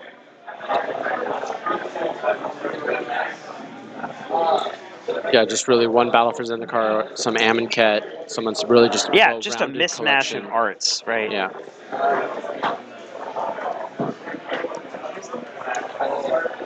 So now Patrick has the opportunity to... So Patrick's hellbent, so he has to draw something good. Yeah. And Kelly's holding 4-ish cards in hand, which can't be good. Though one of them's an island, which kind of means that he didn't get it off Veteran Explorer, so that's a feel bad. Yeah. But he does have... Patrick does have Library. So he's got 3 cards on top of his deck every turn to look That's what he at. finds. More Another Veteran Explorer, Explorers, that's not good. what you want. That That's was something. Toothy. Ooh. Partners with Peer, Oh, Imaginary man. Friend. Toothy. Which says whenever you draw a card, you put a +1/+1 counter on it. Leaves See if the that's what he battlefield. chooses to cast. Interesting. It is. This is blowing my mind, Chris. Ladies and gentlemen, Toothy Imaginary Friend, we got a reader. I don't... This Toothy is a card Imaginary Friend. I would never have thought I'd see in this format. The but here synergy we with are. Sylvan Library. Yeah, it's big. So Patrick is drawing 3 cards a turn. This is This is a 4/4 on his next turn. ladies and gentlemen, this is what we have for you on Monday nights, Legacy in Seattle. We have Toothy Imaginary Friend. This is just good, clean magic right here, I Yeah, think. it's good times. And it's going to resolve. Kelly doesn't have a removal spell. Kelly's hand is land Cabal Therapy. Yeah, Like, this Toothy Imaginary Friend could be quite good. it could be. I This mean, is the Kelly's Kenobi sitting deck, here right? I with don't know. a 2/1 and a 1/1, which is fine, but he's got to find some more action. He is at the point now where he can hard cast some Phoenixes if he draws them. The That's partners an are one of option. those. Oh, he failed. Oh, the partner clause. When it comes into play, you can go find its partner. Oh, But that is hot. Patrick failed to find because of Because it's something in the bad yard. earlier that Yeah, happened. yeah. The Thoughtseize. I can't imagine it was named with Cabal Pretty Therapy. spicy though. I believe it was a Thoughtseize that did take Peer, Imaginative Child. Ooh, Horizon Chimera plus Fathom Mage. Is Fathom Mage Legacy legal? Fathom Mage, sure. Ooh, Yeah. you can run that combo too. Draw all the cards. Yeah. You we're could. we're playing EDH and Legacy tonight. That's There's what we're that doing. the standard card that costs X, and you draw half X cards and gain half X life. Wouldn't be surprised if that made an appearance. Let's see Yep. what's that. Oh. Just drew 3 cards. That's a 4/4, ladies and Yeah, gentlemen. that is a 4/4. And that is a Muldrotha, and I missed the second card. He's just going to keep the I don't Muldrotha, think it was which Abrupt makes sense. Card's good. So Patrick's pretty ahead here because Kelly's kind of staggered on his board progression. I'm very excited. I didn't think we would get the chance to put this card up on the screen and have So- it matter. Now we're going to see Muldrotha be cast potentially. Okay, 1, 2, 3, 4, 5. That is 5 mana. Sorry, I put the thing in the way. Doesn't No, this is 6 mana. He has 6. 2 Okay, forests. he's His got forests 2 are there. stacked. Okay, all right. So this is a Muldrotha, the Gravetide. Which is And a he has the gross option card. to replay Yep. a Veteran Explorer. Yep. Just, this deck is a delight. Different mana costs, so he's going to start with Explorer. Different card types. Different card Gets types. to play a land. Gets Okay. to play an enchantment. Okay. Gets to play a creature. Okay. He's going to Surgical the Explorer in response to Muldrotha, I guess? It's unclear the timing here. Yeah. Muldrotha's in play. He tapped his mana for the Right. Veteran Explorer. He should be too late. Yeah, it is too late for Kelly to respond here. So the players are kind of figuring this out, and that is what the players have decided. Yeah. Yep. So the Surgical in response to Veteran Explorer, the one on the stack will resolve, and Kelly will, I think, unintentionally do Patrick the favor of shuffling his library here. So it looks like Kelly's just going to say he's targeting the other Explorer in the yard, I guess, because he missed the timing. Kelly, in order to get the Explorer that's on the battlefield out, he should have cast the Surgical in response to the Muldrotha being cast. And here, I think this is a mistake. I think you failed to find on the 2 Explorers in your library. I think you say, great, Patrick, draw these. I don't think you want to strip him out of his I don't think you want library. to Surgical that. I can see you like wanting to get the 1/1. Yeah, I mean, it does give him another token. But I would leave the 2 in his library. But I think at this point, Kelly needs to find some way to either connect through the air or get rid of this Muldrotha. He's going to play a second Pyromancer here. And this Toothy's going to turn into a 7/7. Yeah, it's going to get big. Like, does it have any combat abilities? Does it have trample? Probably not. I don't think so. When it leaves the battlefield, draw a card. Yeah. So you can stack it to therapy and draw like 7 cards. Patrick finds a Phyrexian Tower. Or just a therapy. Or just sure? Just draw 7? Yeah. 6? That's pretty spicy. That's not bad. That's not the worst thing in the world. I always admire people who like brew with Legacy because I'm really bad at it. Okay, what is this? So this is a fetch to cast something that costs 3 or 4 mana. Could be, what could this be? Buried Alive? Yeah, but I don't think Buried Alive is. You could Buried Alive to thin your deck, but it's not going to do you any good because of the ley lines. Thin your deck and get a sure. token. Yeah. It's Cabal Therapy. Against a Hellbent opponent, just wants the 1/1s. Yep. Respect. He knows what he's about. Therapy nets him an extra 1/1. What does it get a flash it back? Because of the ley lines. Buried Alive. Buried Alive for fail to find maybe, or just take out some dead cards. Yeah, unfortunately, Buried Alive restricts you to finding creatures. Like in Tomb, you can get rid of the extra lands, but he's gonna find his Phoenixes and exile them, which is interesting to me because he could still. I feel like Phoenix is still very relevant because you can hard cast them and 4 they're mana 3/2 3/2 is haste like flyers. pretty anemic, but it's still. But it's a he's haste playing an flyer, anemic and deck at this point. Patrick doesn't have any flyers on his side of the board. Exactly. So Yeah. I don't know about that. That's interesting. There's like a Ball Therapy, which on the surface isn't great, but remember, he has the Toothy. Right. That's pretty sick. Is he gonna sack Toothy to draw a lot of cards? I would. I mean, why not? Team Rankstar points out Josh's shirt does say Jeng on it. Yeah. He's wearing the correct T-shirt for playing this deck.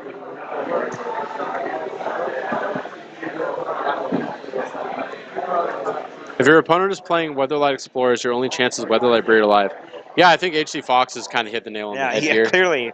We're living in a weird world right now. So now Toothy's partner just came down. I don't know what that card does, but Legacy staple Peer Imaginative something.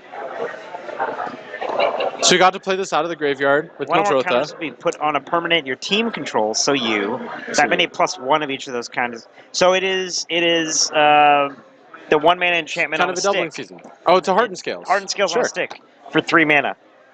Not bad. But you can Still tutor with it Toothy. with the other partner. Yeah. Oh, and he has a Muldrotha. So Muldrotha lets him replay the Toothy out of his graveyard. He Sack replays it. both. Yeah, so you sack it, you draw 3 cards. Yeah. Then you just replay it. Yeah. You draw 3 And cards you draw the next more turn. cards. Yeah.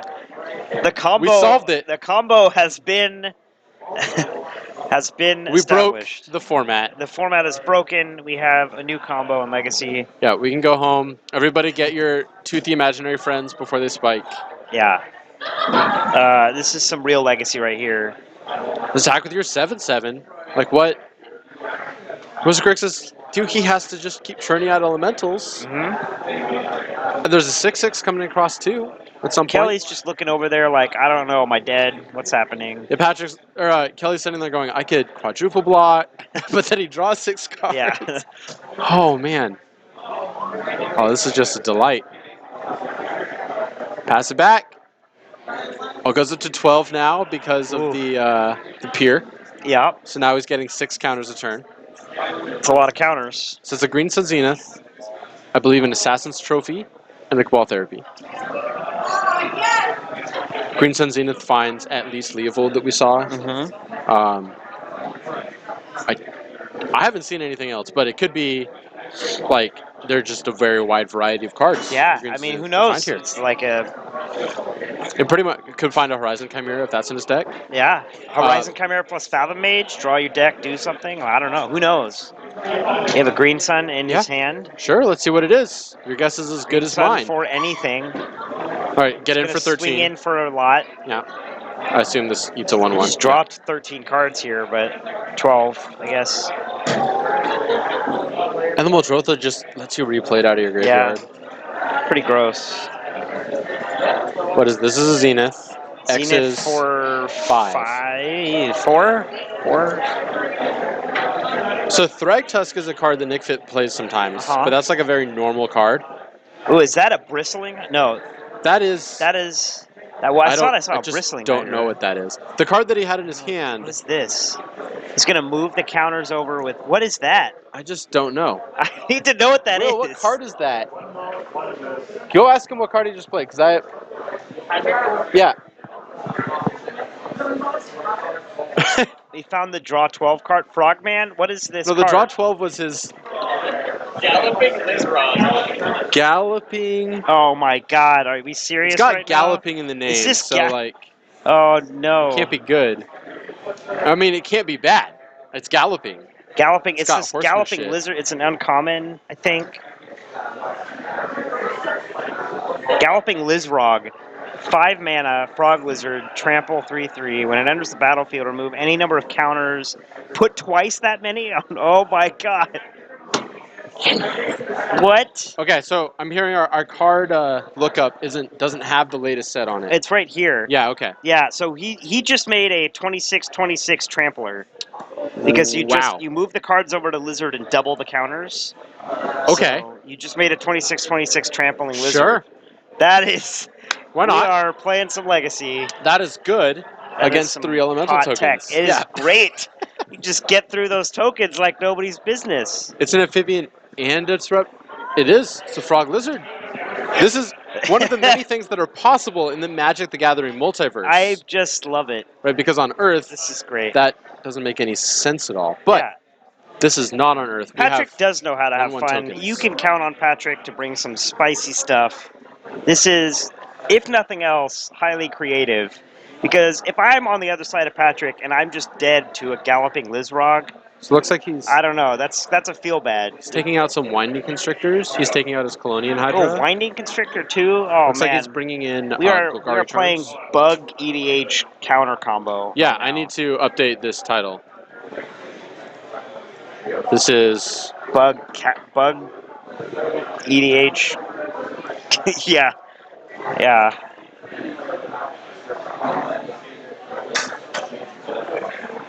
You know, I mean, I would be honored to die to a 27/27 trampling lizard. So, you know, that's fine. Does anyone in Seattle play blue-green 12 post, or is that just dead everywhere? Pretty sure it's dead. I would say that is dead everywhere. Yeah. I think that's a good way to describe that I think deck. it's just straight worse than regular Eldrazi post or green post. Losing Senses Divining Top hurt that deck a lot. Yeah, it's also very clunky when you have, like, basically a 3-color deck that's trying to play giant things plus cloud posts. Yeah, and you can get mana screwed. Yeah, easily mana screwed. Even, like, you have 15 mana and a show and tell in your hand, and you're like, what? Anyway. Yeah, I think if you're playing post, you're just playing colorless post. So that's some cards I just missed. Patrick's taking a mole. Kelly is. It's got Ponder, Brainstormer, Black Card, a Phoenix. So stuffed. Yeah, it looks like he's got a spells. Potentially quick Phoenix combo. Patrick is taking a mole. Toothy.deck. I like that. Now, I'm going to be honest with you, Connor. I thought Patrick was dead in the game we were watching. Yeah. When he looked at his library and it came like land, explore, I'm just like, well. Wow, but here we are. He's got dying to 27/27 lizards. Like there's a pier in his graveyard, I guess. That was neat. And then. Yeah. Everyone sell your candle. No, they're reserved. You can't sell reserveless cards. Financial advice from Card Kingdom. Unless, of course, you sell them to cardkingdom.com and collect that 30% store credit trade-in bonus. As always. Yeah. Use them to buy 400 copies of Tooth the Imaginary Friend. That's a card I wanna see more play of. That's a fun one. Yeah, you really just want to make sure you only need one of each. They find each other. So, I wonder. We know how to have fun here at Card Kingdom on Mondays. I'll tell you that. Patrick Daly, DMD, Doctor of Medical Dentistry, maybe? DMD? That sounds right. I suppose the other kind of dentistry. Oh, he's Mulligan into 5. So Mold to 6 is some lands. Also Mold to 5, this is He's bad. this keeping, scrying. I see a tracker. This tracker's a I good see a card. tower. Is that just 4 lands?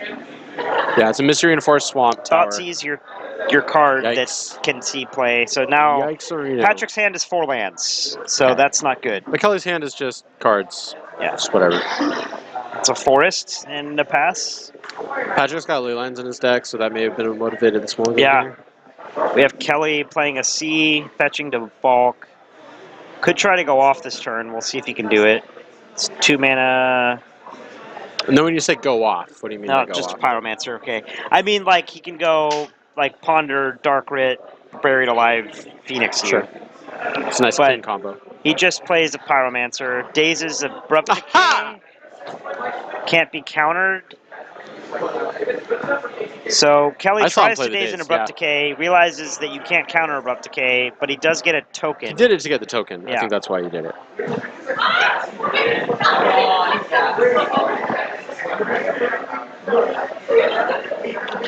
Okay. I mean, this is fine. Yeah, it's Ponder, We're okay get with a, this. something. All you have to do is stick rip He off needs the to deck. find. He needs to find a Buried Alive in some way to get that Phoenix plan going. So is the card you found Buried Alive or Cabal Therapy? Looks like That's a Tombstalker. Okay. Currently does not have another black source. He was playing the new art Finds therapy it. along. Delta off that Ponder. Okay. Patrick's just We dropping got the sword. Tombstalkers versus Bug Basic EDH combos. Yeah, you know, I agree with you, Team Ringster. I think that's just really the basics you want to be playing. They're all full art, so they match. Yeah.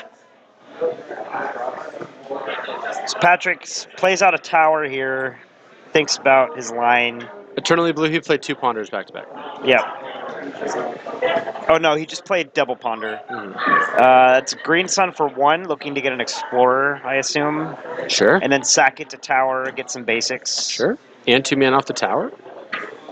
4 mana this turn, potentially. Chooses to pass. Kelly with the Ponder as the draw. So what's Kelly trying to do? He's just filling up his graveyard. I think he's trying to either cast a Tombstalker and find a second black source, or he's trying to accelerate a Phoenix plan and find Buried Alive. He hasn't shuffled any of these Ponders, I don't think so. but I don't like his There's stuff. the Delta, Oh, okay, so now sure. he's going to cast a Tombstalker. That's a fast clock for Patrick to handle. Patrick needs to find gas. He I does have have faith in mana. Patrick's ability to Yeah. handle a Tombstalker. Yeah. He'll find it. He'll find the line. I mean, Trophy deals with it if he Sure. can find one. Very good point. This Veteran Explorer dutifully holding off the 1/1 Elemental.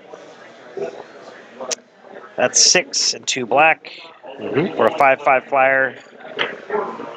This is a little bit of a tell from Kelly where he didn't kind of do the posturing where you choose what cards you delve away and pretend you have Snapcaster in your deck. He just says, no, it's not worth it. Yeah, I mean, I don't think he probably Top even 6 plays cards. Snapcaster, but I guess you could fake it. Yeah. Patrick plays a fetch and passes. And I think Patrick's last 2 draws were both lands, so not great. But could easily turn this game around with something like Sylvan Library, maybe. Yeah, and he has a Sack Explorer whenever he wants it. What is that? Buried Alive, maybe? It's Perish. Perish, okay. I believe that's a double check real quick. Nope, that's not Perish. It's Engineer Plague. Okay. So he's gonna cast Engineer Plague and Not name, not Perish. Name What do you name? something. I don't know what he's naming. He's naming whatever. Oh, you know what he's naming? He's Toothy? naming whatever Toothy /P Peer creature type is. What do you think Toothy's creature type is? I have no idea. All right, quick poll in the chat. What do you, no, you can look it up. You're at home. That's not fun. It is illusion. Illusion. And we have confirmation that the Engineer Plague is naming illusion. Human dentist. Yes. Yeah. So. Oh, because it's plague, which is a different word than plaque, so never mind. Close. Yeah, it's only one letter difference. So Okay, so Patrick found the Peer. Yep. He gets the partner trigger. Yep. He gets to find his Toothy. And he can't. Is Peer an illusion? Peer's not an illusion. Peer, imagine. I put this card on the screen like 3 times. Okay. It's a human. He's a human. Okay. He's a 1/1, but that's okay. So he has a Peer in play, but he's never going to get to cast this Toothy. I never say never. I mean, he can remove the Plague, but as it stands, it won't work. That's true. There's a Phoenix hardcast from Kelly. Now he's got very quick clock, 8 in the air here. Yikes. Patrick needs to find like something. I guess a Deluge would work. Can you find a life gain Deluge card? for 5. Maybe if he has access to something like a Pulse Marasa. Yeah. Green Sun That's Zenith? Green Sun. That's an option, maybe. Does he Green have a Sun Thrag for- Tusk in his deck? I didn't see one last game. Well, he can tower to make 2 black, and then 2, 3, 4, 5. He can Green Sun for 6 here. We can make more than that, I think, because the Explorer. Right. But also Oh, right. You're right. You can tower for 2 you black, can and make then also add 2 basics. like 40 or 50 somewhere Green in Sun there. for maybe. 8. Yep. Swings. Elder sacks. Scale Worm would be spicy Yeah. if that's in his deck. It's probably not, but I'm just thinking all the cards in my EDH deck right now. Yeah. All the bug EDH cards that you could have access to here. So we saw two doubling seasons in his deck, one of each art, which makes sense. A scavenging use consideration. So I like this. He's using the search off the Veteran Explorer to see what's in his deck, so he doesn't waste mana on his Green Sun. What are the options? Does he have an out? Oh, it would be nice to get a Pernicious Deed in play right now. Just crack the deed at 8, sweep the board. Sandworm Convergence? That would be hot. The bottom of Patrick's Ishkana. main column is a basic with different... Oh, that's a Phyrexian Tower. So this is Green Sun for... I think he's getting the 2? Scavenging Use here. Looks Okay. like 3 mana total. Kelly, of course, That's wants going to to fight. brainstorm in response to try to find a counter. Phoenix, Pyro, and a land. So doesn't find it. Oh, this is actually... This is 5 mana here, because he has the 2 floating off the tower. Yeah. So it might not be Scavenging Use. Okay, you're right. Kelly does find a second Phoenix, which is relevant, because now he can get 11 power in the air next turn. Yeah, Patrick can only gain 2 4 life. life at These max. fetch lands don't help right now. No, because of the fetches, yeah. Looks like Patrick's just dead on board here with the second Phoenix. I wish Kana would have been brutal. Just make Kinda 5 would've guys been with sweet, reach. yeah. Scavenging has the potential to get huge. But not in time, I don't think. But yeah, Kelly I think plays out this Phoenix I think here. it's just going to be just slightly too slow. Yeah. The Pier makes it have 2 counters. That's nothing. That's not anything. I don't think the counters are going to Yeah. matter. But that is sweet It's going to to be know. a very large It's going to be a large scavenging use. use. Yeah. HC Fox pointed that out probably before we yes. did. So credit where credit is due. Yeah, thank you, Nightbot. Nightbot points out that you can buy Ravnica Allegiance cards, which contains Simic Ascendency. Contains cards this in this deck deck. plays. Yes. Yeah. Kelly is electing to Echoing Truth The to scavenging make use. Patrick use his mana, and then he'll But probably... he's only attacking with flyers anyway, so... Does he have the mana for Phoenix? Yes, that's game. Looks like. Yep. There's the Oh, handshake. brutal! Kelly Okay. gets it 2-1. But we got to see some sweet magic being played. Yeah, Engineer Plague on Illusion was just... This has been lights out. an interesting night, let me tell you. Alright, well, if that wasn't the new best deck in the format... Yeah, I mean, I don't know what is, right? I will stake my we got entire reputation. Stiflenaught, we got Grixis World Gorger, we got Toothy.deck, we got Grixis Phoenix, all sorts of stuff. I really think that 2D.deck is going to be the next... Right, We were it's the talking next about big breakout thing. decks that you're going to see at SCG Syracuse. Toothy.deck. What's the over-under on how many toothy imaginary friends are going to be in the top 8. I'll put the over-under on 1. What do you want, the over or the under? I mean, I would just put the chances at straight 0. For Just that, 0? but yeah, All right. Yeah. No faith. No faith in that. No faith. Yeah, we've had a great series of decks tonight. So Yeah. it is, let's see here. Looks like we are pretty close to done. We're actually counting up. So we should have another round of you very quickly here. We've seen oh, what's the other color? White. Blue-white Stiflenaught. Yeah. We've seen Dragon Grixis. Yep. Grixis Dragon combo. Grixis Dragon. We've seen 4-mana Elves. We've seen Toothy. Yeah. Grixis Imaginative Phoenix. Genius. Grixis Phoenix. Dredge. Dredge, yeah. Sure. All sorts of fun combos. Oh, we're already here. All right, Chad, what do you want? What do we guys want here? We could always get the lone player on. Let's see what we I'm got. a fan of that one. So I did ask Loam last round, and he opted not to. We are a open community here. If you don't want to be on camera, you don't Fair. have to. That's fair.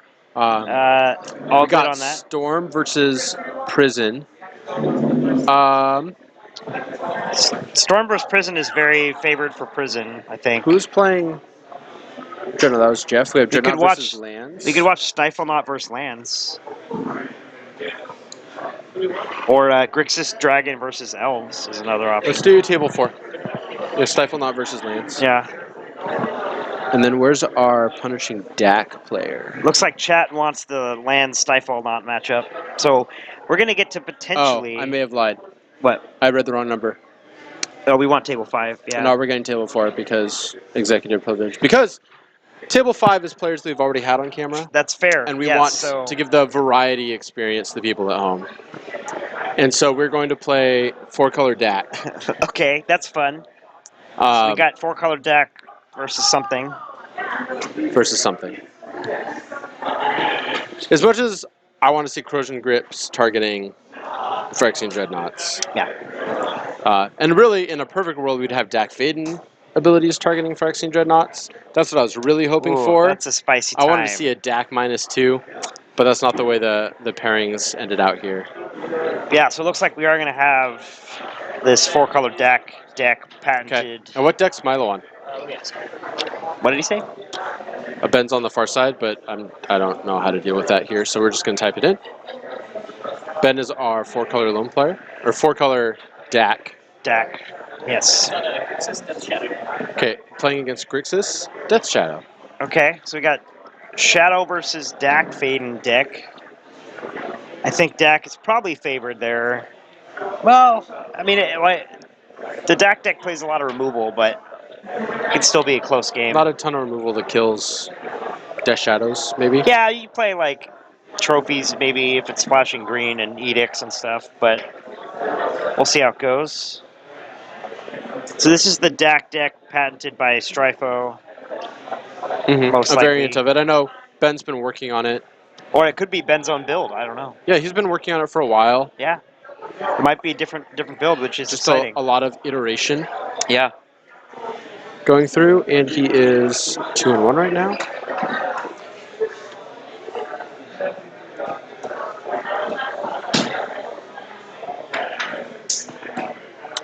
We'll just get this. We'll send you back down there so you don't have to watch me typing all these things in. We can watch players shuffling libraries instead.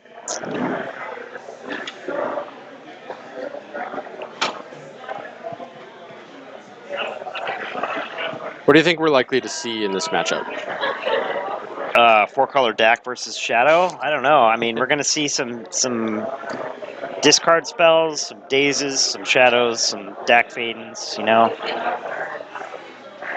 So these players are 2-1 each, it looks like? They are Yeah. 2-1, yes. Okay. And the other player...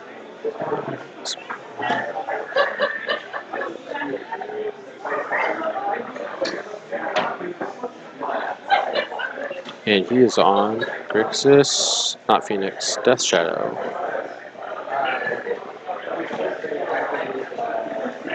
All right, sorry for the little bit of dead air there, but now we have matches updated.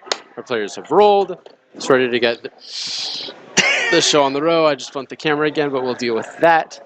So out of the DAC deck, he's going to have some number of Abrupt Decays. Really, I think that the card that this is going to rotate around is the card Death Shadow. Yeah. Punishing DAC deck is full of removal, but not a lot of removal that hits like 6s and 7/7s. Now, Benjamin is playing black cards. So he has access to cards like Diabolic Edict. He has access to cards like Fatal Push. Yep. If he chooses to have those cards, in addition to the obvious Abrupt Decay, Assassin Trophy type removal spells. So it looks like Ben has a Jace, some lands, including a Grove and a Bayou, Fatal Push, a couple other cards I can't tell. Fatal Push is going to be huge in this matchup. Yes, Milo is going to start with Cycle Street Wraith here. It's another Cycle Street Wraith. It's a good start for Milo. He's going to waste and pass. Interesting. Did he keep a hand with He might have kept a colored no-land double Wraith hand. That's possible. Interesting. I know that back in the day, some of the Delver decks used to keep no-land probe hands. Oh, and Ben has the Punish. You're just like, yes, this is my probably Basic singleton. Island Ponder, yeah. Yep, one basic island. Yeah, I don't see any colored lands in Milo's hand. Nope, I don't either. But he does have a Force of Will, plus a pitch. Draws the Ponder, that's not going to do it. Passes. Well, this is not how I thought this match was going to go. No.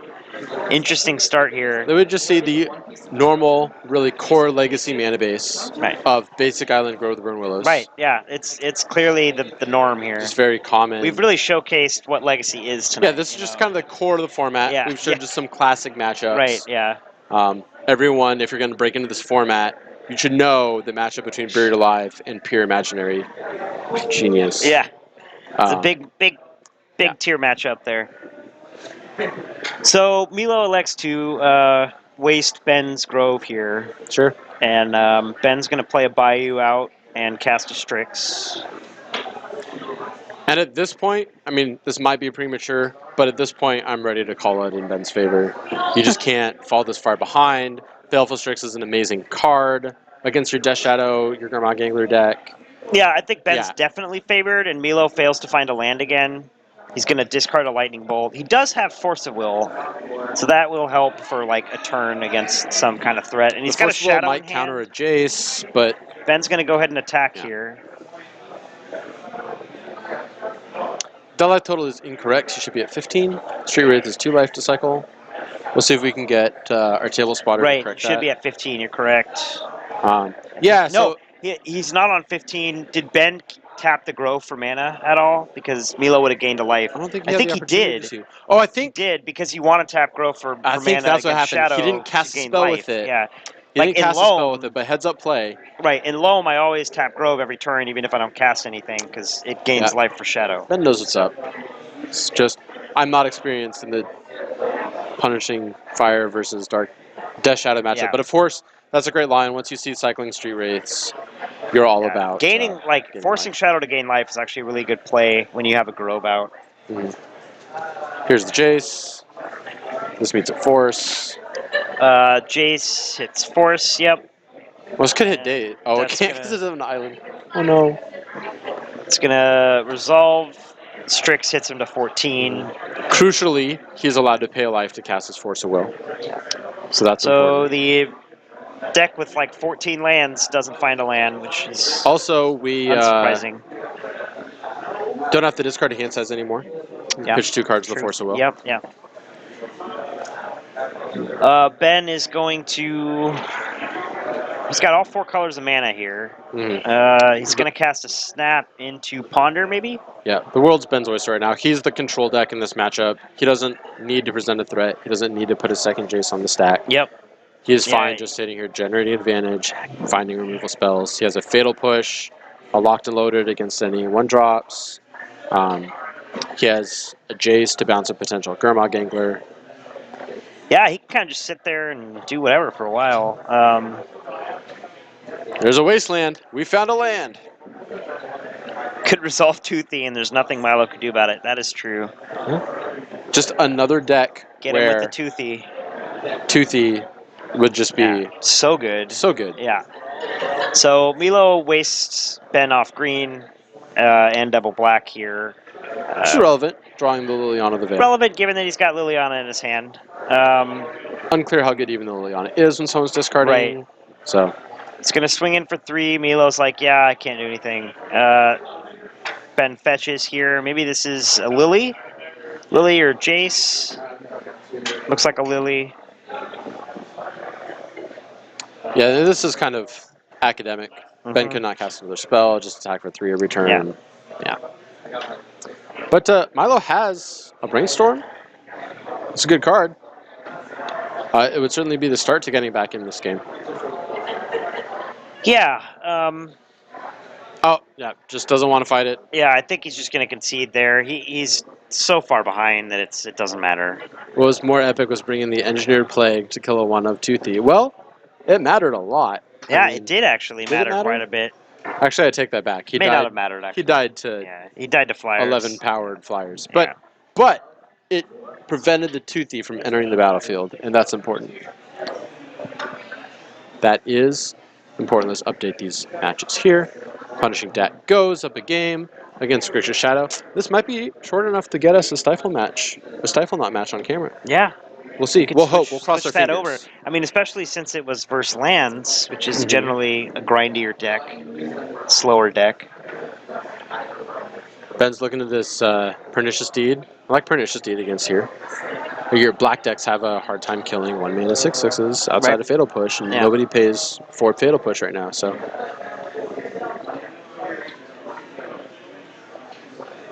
it's pretty strong if you don't avoid. Yeah, I mean Death Shadow. Certainly, that was not indicative. That was not an average, game for these two decks. No. It was Milo saw a hand that was actually not bad. And force. Yeah, had he elected days. to gamble and play the odds, thinking you're going to draw land off of 3 draws with double Wraith and a draw step. And Sure. Just didn't get there. I am a risk-averse person, but I can see how somebody would take that game, Yeah. right? He had Ponder, Brainstorm, Daze, Force of Will, Delver, Gurmag, I Yeah. believe were his cards in Yeah, hand. and then if you draw any fetch or blue land, you're like totally you have fine. Delver with Daze Force back Yeah, up. and you Yeah, have you're sitting Ponder pretty. Brainstorm cantrip available to you. Yep, but them's the breaks. That's kind of what happens sometimes when you're playing It's a magic game with for you. random bits Yeah. of cardboard. It's a game of variance, which I have been known to be frustrated with at times myself. So Ben's looking at, is that a basic island in his sideboard? Interesting. That is actually, so this does look like exactly Stryfo's list, because Stryfo was playing a basic island in his board Okay. for a while. Sure. I think you play it as like, I think it's just like a way to hedge around like Back to Basics and Blood Moon and Wasteland decks and like grindy matchups. I imagine you bring it in against the Pure and Toothy deck. Yeah. Yeah, so your Veteran Clearly, Explorer can yes. get you more lands. Yeah, it's kind of like that strategy that vintage players use to like play basics in their deck against the like the stacks decks. Cut Bolt and bring in Dark Blast. I really like Dark Blast in these decks. Kills all their nonsense, fuels out your Gurmogs. Anyway. Yeah, I think you definitely bring in Dark Blast here, just because you want to get your shadows through Strixes, and it also hits like Snapcaster Mage, and Well, it kind other of blanks like X1s. every Baleful Strix, just at the same time. Yeah, which is and I nice. think it's like clearly better than like a Bolt. Yet it is card disadvantage to give up your draw every turn. Well, it's card disadvantage against Baleful Strix because they're cantripping, but Right. that's not like you're a Delver But deck, I mean, you're a you're tempo deck. yeah, you don't you're care. just trying to like get in with Delver and Shadow, and like Strix is so good against those cards. Mm-hmm. For When sure. we were talking about the matchup prior, and you were asking me like, what do I think about it? I forgot that Baleful Strix is really good against Death Shadow. I have made that mistake before. Yeah, I mean that's a you card. just forget how good of a card Baleful Strix is. Yeah, which really at first glance doesn't even seem like it's that great. It's like a 1/1 Mm-hmm. Death Touch, but it's so good because it replaces itself and gives you like this like Death Touch flying It's just thing. very, very good at doing nothing. Mm-hmm. So if you're playing a deck that wants to do nothing like Ben's, it's just a very, very nice creature to play on turn 2. HD Fox makes the point that Dark Blast clears Brainstorms. That's another dimension, another bit of synergy there. Yeah. So, out of the Grixis Shadow, I've been away from this deck for a little while, but when it first became popular in the blue-black build, the sideboard was transformable. So you would bring in Lilianas, you'd bring in Last Hope, sometimes you have a Veil, you'd bring in Hymn to Thorax, and then you kind of become a more mid-rangey value 2-for-1 deck. Be interested to see if that's what Milo did here. I did see him bringing in at least Red Blast. Yeah, that makes sense for sure. And I think you definitely want to like get a little bit grindier with your plan, but also you don't want to change it too much because you're still just trying to like early tempo this deck with Delvers and fast shadows. So there is a Staticaster in Milo's hand that came in out of the board. Okay. Good against Baleful Strix. Yep.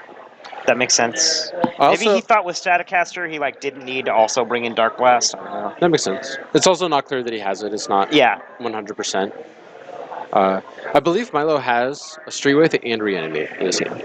Okay. So we can see that synergy come to play maybe in this game. So it looks like Ben's going to fetch for an island here. I'm also wrong about Milo's hand. There's no Streetwraith. So never mind me. I looked like I saw Ben had a him in his hand, so fetching for an island here is interesting.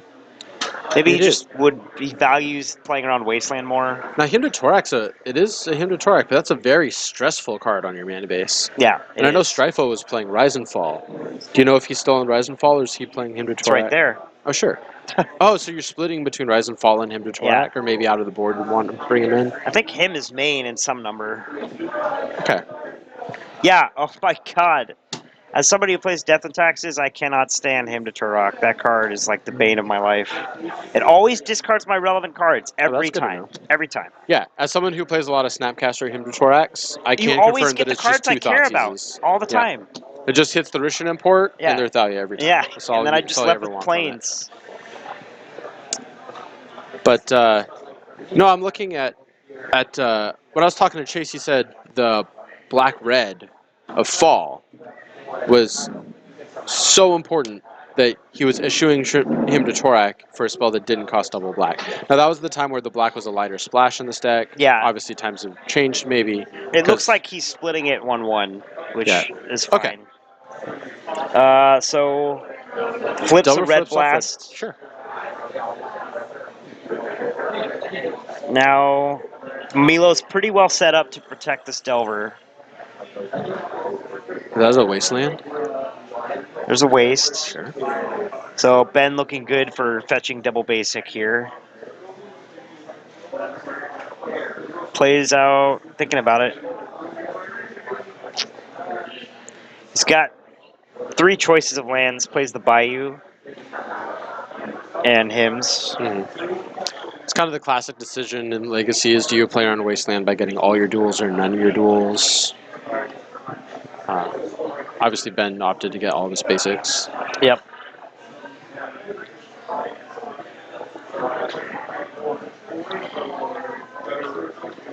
And? It's a Staticaster and a Shadow. That's pretty good. Milo has a Reanimator in his hand. Yet again, him proving to be just Devil Thoughtseize. Or does he have a Reanimate? So still has another Shadow, I thought I Red saw Blast. Reanimate, but now I'm not sure. Draws a Spell Pierce there. Mm-hmm. Wastes Spell Pierce the comes Bayou. off the top. Gets in for 3. Maybe his last card's Gerhard Gangler. Yeah. Maybe I'm just really excited about nothing. Strix is a very good draw for Ben. That is a good draw. Almost cast it. Considers playing around Daze. Stonewalls this Delver. He's going to Brainstorm first. Mm-hmm. Milo says that's fine. That looks to me like kind of a juicy Spell Pierce target, but I can see yeah, why I think he wants to hold it for maybe another him or, you know, or some removal spell push, maybe. or something. Yeah. So he's going to draw Force Ponder push here. Oh, yeah, he knows about the Red Blast because it flips the Delver. Yeah. So you don't want to spend the Baleful Strix and have that be your whole turn. Yep. Trade your whole turn for now Red he's Blast. found a Force. Sure. So he can cast a Strix through the Red Blast if he wants to. Say Pierce for him or Walkers only. Yeah. What do you think of piercing Fatal Push? You want to protect your Delver? Yeah, I mean, I think that's certainly reasonable, but I think that out of the DAC deck, HC Fox has a good point. The real targets are like him and Walkers. So we'll see what Milo wants to do. Yep. There's a Strix. He could Red Blast it on the stack. He's going to do that, it looks like. Fetch and Shock. I like this. Don't hate this. Piercing a Brainstorm is only worth... Yeah, you're right, Kathleen Keys. Yeah, I was jumping the gun, but with an opponent with 5 cards in hand, you have no read that he's out of things to do. There's no reason to... He's going to find a Steam Vents here. Nope, not a Steam Vents. Going to find a Blood Crypt. To me, this looks like a tell that he boarded him to Torak. Yeah. So he's got Crypt and Grave out. He's going to Red Blast the Strix on the stack. Ben is going to maybe force this. It's not going to turn out well if he does.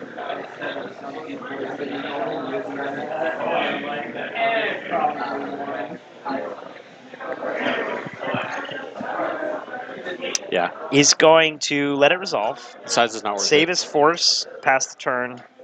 Also playing into a potential daze if he forces there. Yeah, Milo draws a Thoughtseize, which is pretty good here. Notably, this is going to put enough cards in his graveyard to play the Gurmag Angler this turn if he chooses. Yeah, that's true. So he could go Thoughtseize Angler if he wants. Well, it depends because the Rise and Fall answers Gurmag Angler fairly well. That's true. Ben does decide to force the Thoughtseize, protecting Rise Fall And Fatal Push. and push. But he has a Milo's Spell got a Pierce. second Thoughtseize. No, he Spell Pierced the Force of Will. Oh, Spell Pierce the Force of Will. Okay. Yeah, so this okay. is not Sorry, going to missed turn that. out well for Ben. Yeah, that was a really good Pierce by Milo. I agree. That was excellent because now you've essentially gotten the Force plus Brainstorm out of his hand for 1 mana, and then also still got to resolve your Thoughtseize. Yeah. So great play by Milo there. Now he takes the Rise Fall, leaves Ben with Push Ponder, and he's going to go ahead and pass with, looks like, is it Angler's Shadow in his hand? Angler Shadow, yeah. Yep. So 2 big threats coming down next turn. Yeah, Ben can deal with this Delver, but I don't think Milo I don't think it's cares going to matter. at this point. He's going to Island Ponder here. Yeah, Captain QC, that's always how these decks seem to work.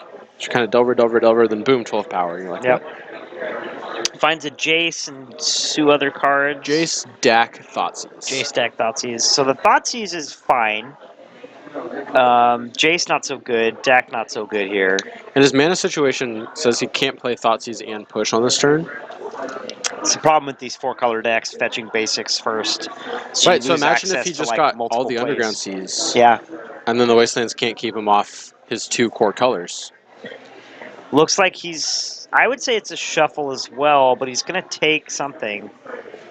I don't think he changed the order, which means he took the Dak, unless he shuffled it when I didn't see.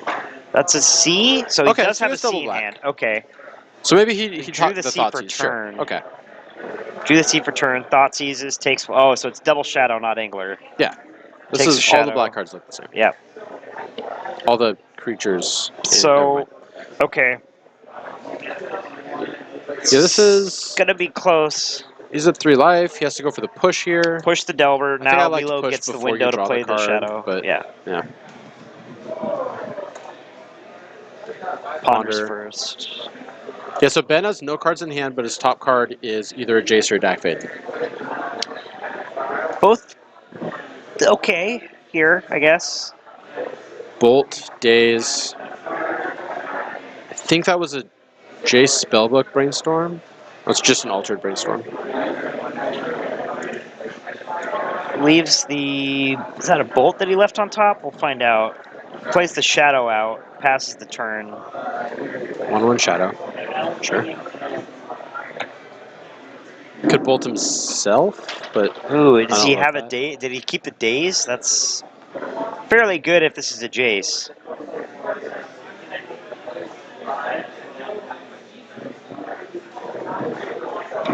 Ben Ben's checking for something. goes ahead and passes here. Gets in with 1 for 1. Looks like a Daze and a Bolt in Milo's hand. So the top card of his library is Brainstorm. Yes. Ben has the Dak and the Jace now. He's reaching for... Yeah, notably you can Daze a Shock and lose 2 more life, which is relevant. So that's a Dak. Curious to see if Milo chooses to daze here. He's going to let it resolve. So if he dazes, shocks on his turn, attack for 3, bolt for 3. Yeah, that's definitely a play, but I think he wants to save the daze for something more relevant. Ben draws a Lily, Jace, and something else. I believe it's a green-black removal spell. Milo can notably also bolt himself for 3 and then kill the Dak. I mean, sure. I think Milo may have missed lethal this turn by not dazing the Dak Fade. Also, it taps him out, so he can't draw into Fatal Push. He doesn't have enough cards in hand to draw land plus Fatal Push. Yeah, he had multiple ways to get lethal there because Ben's at 5. If he dazes and shocks himself, then he has bolt as well. If this Brainstorm finds a Street Wraith, he wins, but no such luck there. Yeah, he did miss lethal, you're right. And Ben's last card is a Liliana of the Veil. That's the card that he kept with Dak. So, by giving him another turn, there And this are... Shadow's going to get sacked. But I think this Only is a Karma attacking for Angler. 1. There's an Angler. There's a Lightning Bolt on top of his deck that he Yep. just put back with Brainstorm. So this game does look very much going Milo's in Milo's favor. It's a Lily Snapcaster, Snap. though.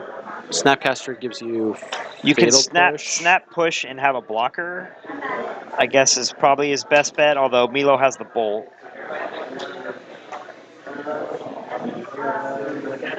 Liliana minus eats the Shadow, but then you die to the Angler. Just dead to Angler, yeah.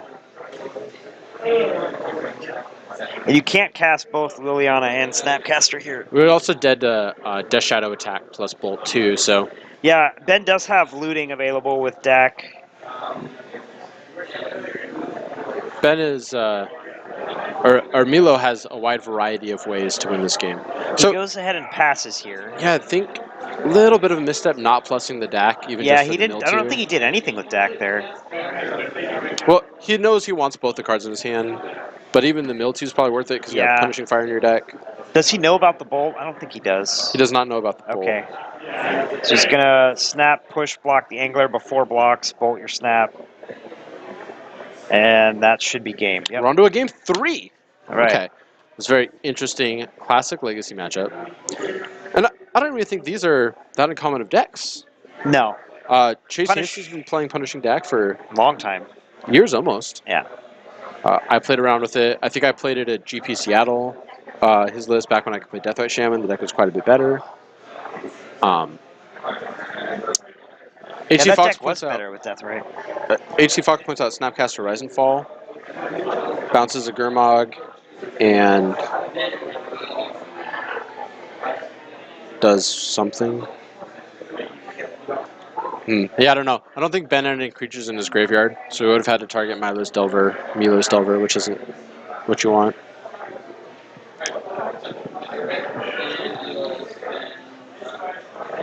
But we're going to go to game 3. We'll give him another crack at it here. Grixis Shadow. Are you seeing Shadow at all online?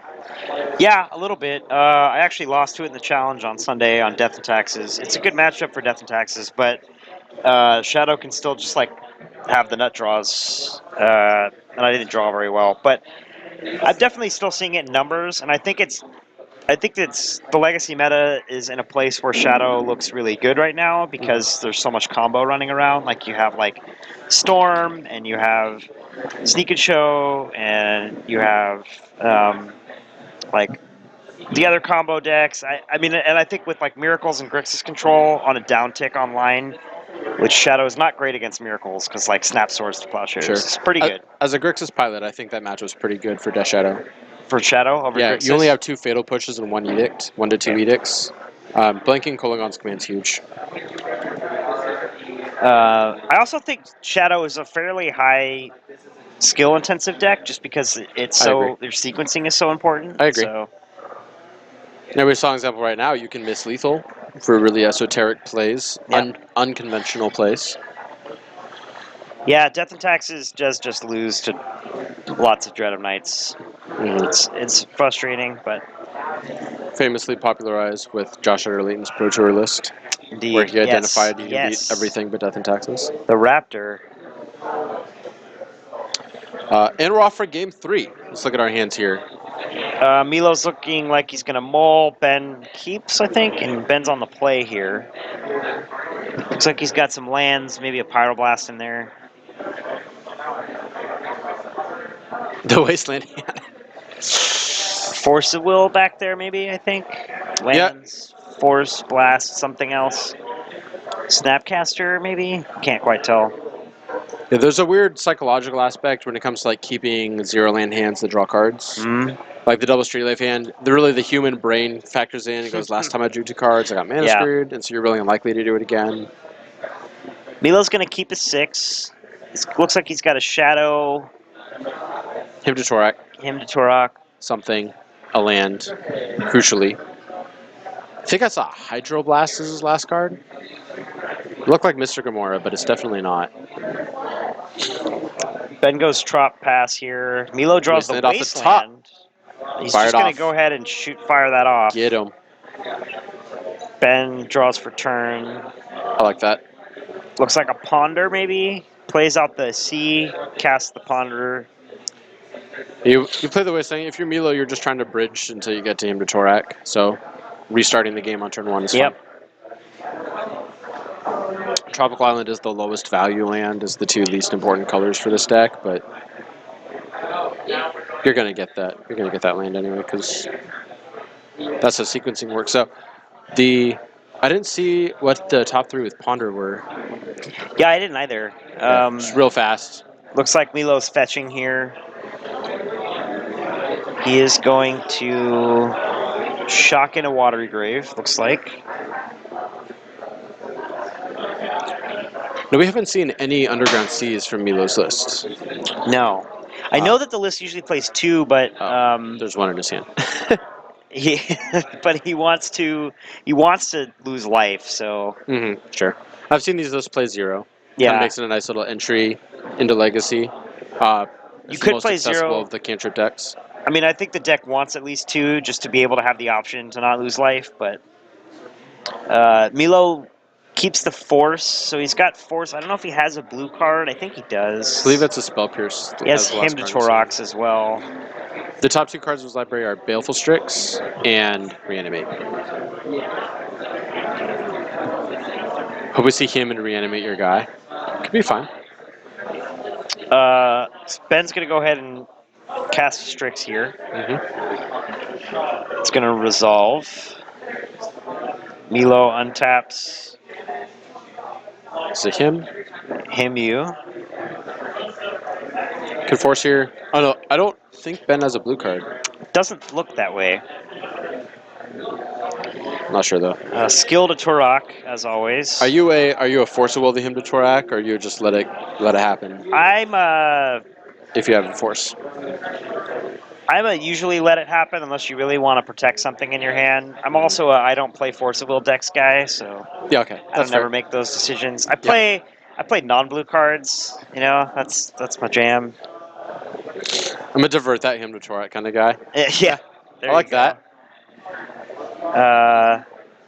Pass go collect. Gets in for 1 with Strix here. Plays an island and passes the turn. So he has K command, Assassin's Trophy with no green. I saw a blast in there as well. Yeah, there's a Strix. Strix out of Shadow is interesting. Is that a normal thing? It's a sideboard card when you transform into that more mid-rangey build. Ben chooses to fight over it with Pyroblast. I think personally, I would have just waited for the Kolaghan's command to clean it up. Yeah, I'm not so sure that I would be attacking as if I'm Ben here, because you're just making it easier for Milo to get to Shadow casting range. It's an interesting card to bring in from the sideboard. Strix for Shadow, yeah. I'm not in love with it in this matchup, but I can see the logic behind it.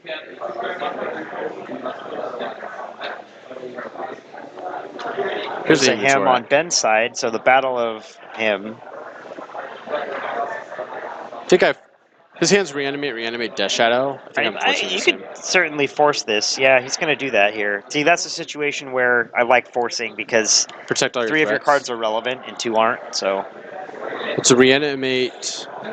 Yeah. Also, your life totals management in this deck is crucial. So force Making him pay 1 lets him pay 2 to reanimate a Baleful Strix, and now he can start getting his Death Shadows online. So the point of life there, actually kind of relevant. Now it's another question whether or not he wants to.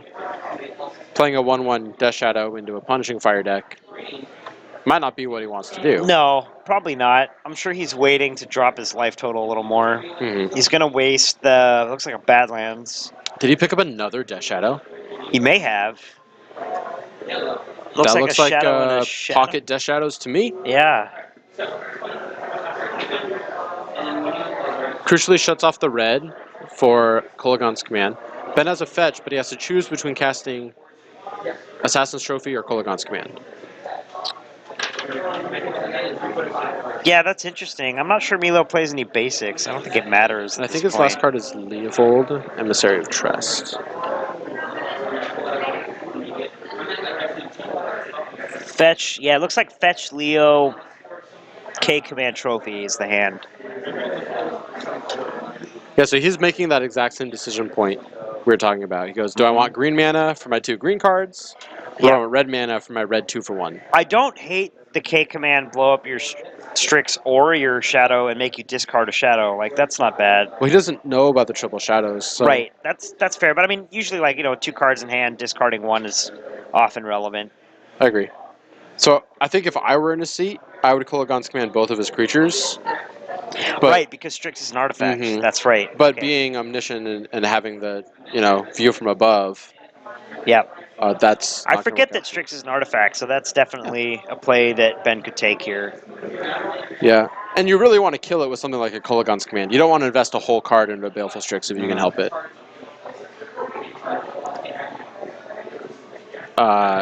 Fox says you play Leovold and Hope. Yeah, so he fetched his red card, so he's shut off his whole hand. This is his last castable spell here.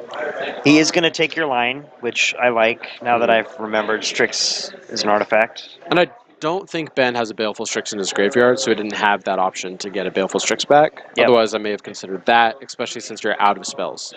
Ben essentially has no cards in hand now. It's not great. Milo's just going to run out double Shadow here. Now Ben's forced to deal with that. He's got a Strix to block 1. He's got the trophy for another. Yeah, Ben could just draw perfect also. Yeah, that's it. He draws the That's Creed allowed. Source off the top to cast both the cards in his hand. That's pretty fire. Yeah, obviously... never punished for 4-color you definitely decks, fetch the red mana if you know you're going to draw the green. Right, yeah, draw just step. the soul Sure. read. Cast the Leovold here. Leaving the trophy in his hand. Yeah, that's the issue with casting Leovold is now your removal gets Draw your taken out of your card! hand. You get to draw a card! Would, He misses the Leovold trigger. does he miss the Leovold trigger there? Yeah, he does. Oh, and he saw it! He does miss the Leovold trigger. That's the Rubbins. You let it resolve, and you're like, oh, my card has text on it. Yeah. Whoops. Yeah, and that's also a reason I don't rough. love... I mean, I don't know. If I'm Ben, I think I'd rather trophy the Shadow and get the Leovold taken out of my hand, but...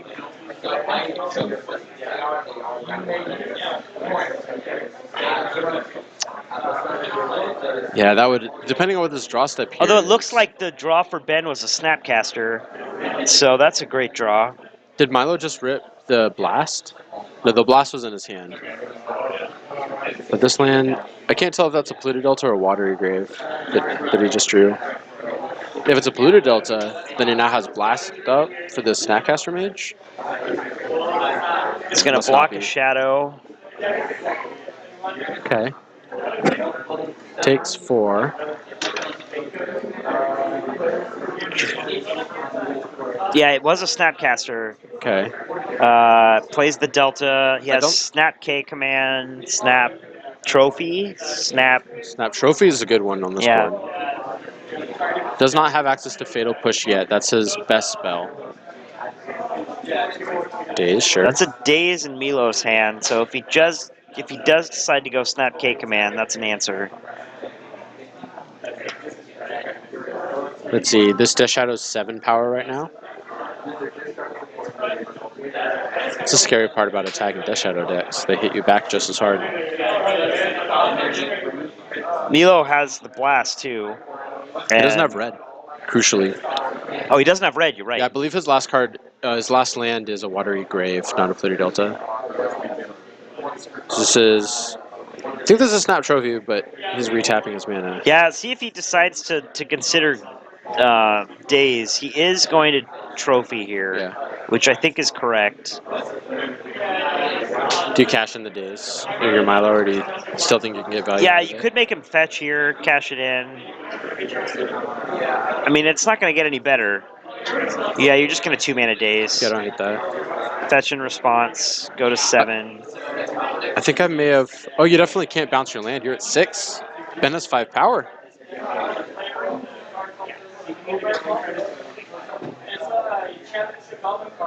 Oh, and you know what? I bet every red source in Milo's deck costs him life.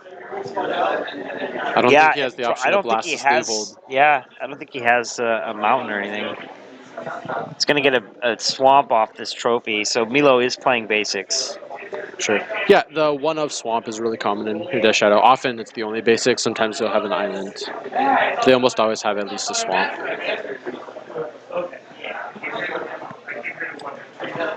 I think Ben is going to take it home. Yeah, it looks See that Milo way. draws. Milo goes to 1, draws a Thoughtseize. That's not going to do it. Yep. Can't my cast hand, none this of my red cards do blast. anything. Thoughtseize for the suicide kill. Yeah. Go out on my own terms.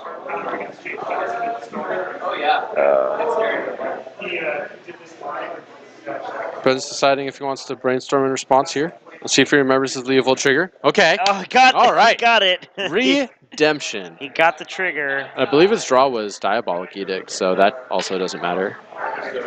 He's going to brainstorm in response. I'm not sure I'm not sure what the point Ben is, but realizes his hey. opponent's life total, but you got to get your edges where you can. Yeah, We're here to he's- play Magic, cast all the spells you Maybe can. Ben doesn't see that Milo's at 1. Remember I don't your know. triggers. Brainstorm I think resolves. it's just playing like it doesn't. Yeah, I don't think he knows. Are they What? in the right order? Okay, he's fine with this. Thoughtseize resolves. All right. And who's like, Milo's well, gonna scoop it up. All right, so Ben gets this match 2-1, goes to 3-1 on the evening. let's see how much I screwed up my camera. All right. Hey, it's actually better than it was, although you're kind of cut off a little bit. No, I'm great. but This that's is fine. just the angle that I wanted to be Yeah, at. yeah. So that was round 4 of another Legacy, Monday Night Legacy at Mock's boarding house in Ballard. And the room looks pretty thin over there, so I Pretty think that's empty, going to be our last so match. It's going to be it for us. How did Captain Blue-White... QC, yes, I am Lomer Boy. Hi, what's up, Woodrow? Let's see. That is me in the flesh. Blue-White Dreadnought coming into this round was 2-1 and playing against Lance.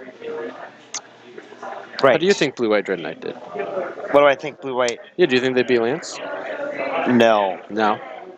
It's possible. I mean, Blue-White does play like Swords and Stifle and Delvers. That's and, true. Like, he beat Depths. And Standstill. Beat Depths. Standstill good against... No. Yeah, you're Standstill's right. not so good there. I don't know. And our spotter seems to be MIA. Yep. And so we cannot answer that. But No. we'll just assume it was a 3-1. That seems fair. Yeah. If you play Phyrexian Dreadnought, you're probably going to win. It's a big creature. Yeah. It is at Um, Mox, yes. We are in Seattle. I am Lomer Boy. I live in Seattle. We're at Mox. This is Mock's Boarding House in Ballard. We've Yes. rebranded so that they're both called Mock's We Boarding have one House in now. Ballard and one in Bellevue. There's 2 in Washington. Perfect. Anyway, so we are wrapping up. Yes, we are. On behalf of Card Kingdom, I'm Christopher Wessel, I'm Connor Folse. and we will see you next Monday for Legacy. Actually, we will see you on Saturday. Right. For because Legacy we have 1K. a Legacy 1K This coming week. up, which I will most likely be playing in. Mm-hmm. So that's in happening. Bellevue. Mm-hmm. In Bellevue, starting at noon. So check out the website, get pre-registered for that. We'll see you there, $25 buy-in, $1,000 prize pool. Yes. And we will see you there while Yeah. we're casting. Thank you This for weekend, joining the everybody. 23rd. Yeah, Captain QC 1K is, in fact, this Saturday in Bellevue. But yeah, thanks for joining us, chat. And also, I would like to add, it's been great. This is my first time casting. Thanks for being my first casting partner, Chris. Absolutely. We'll do it And again. I'll be here again at some point. So. All right. Sell cards to Card King.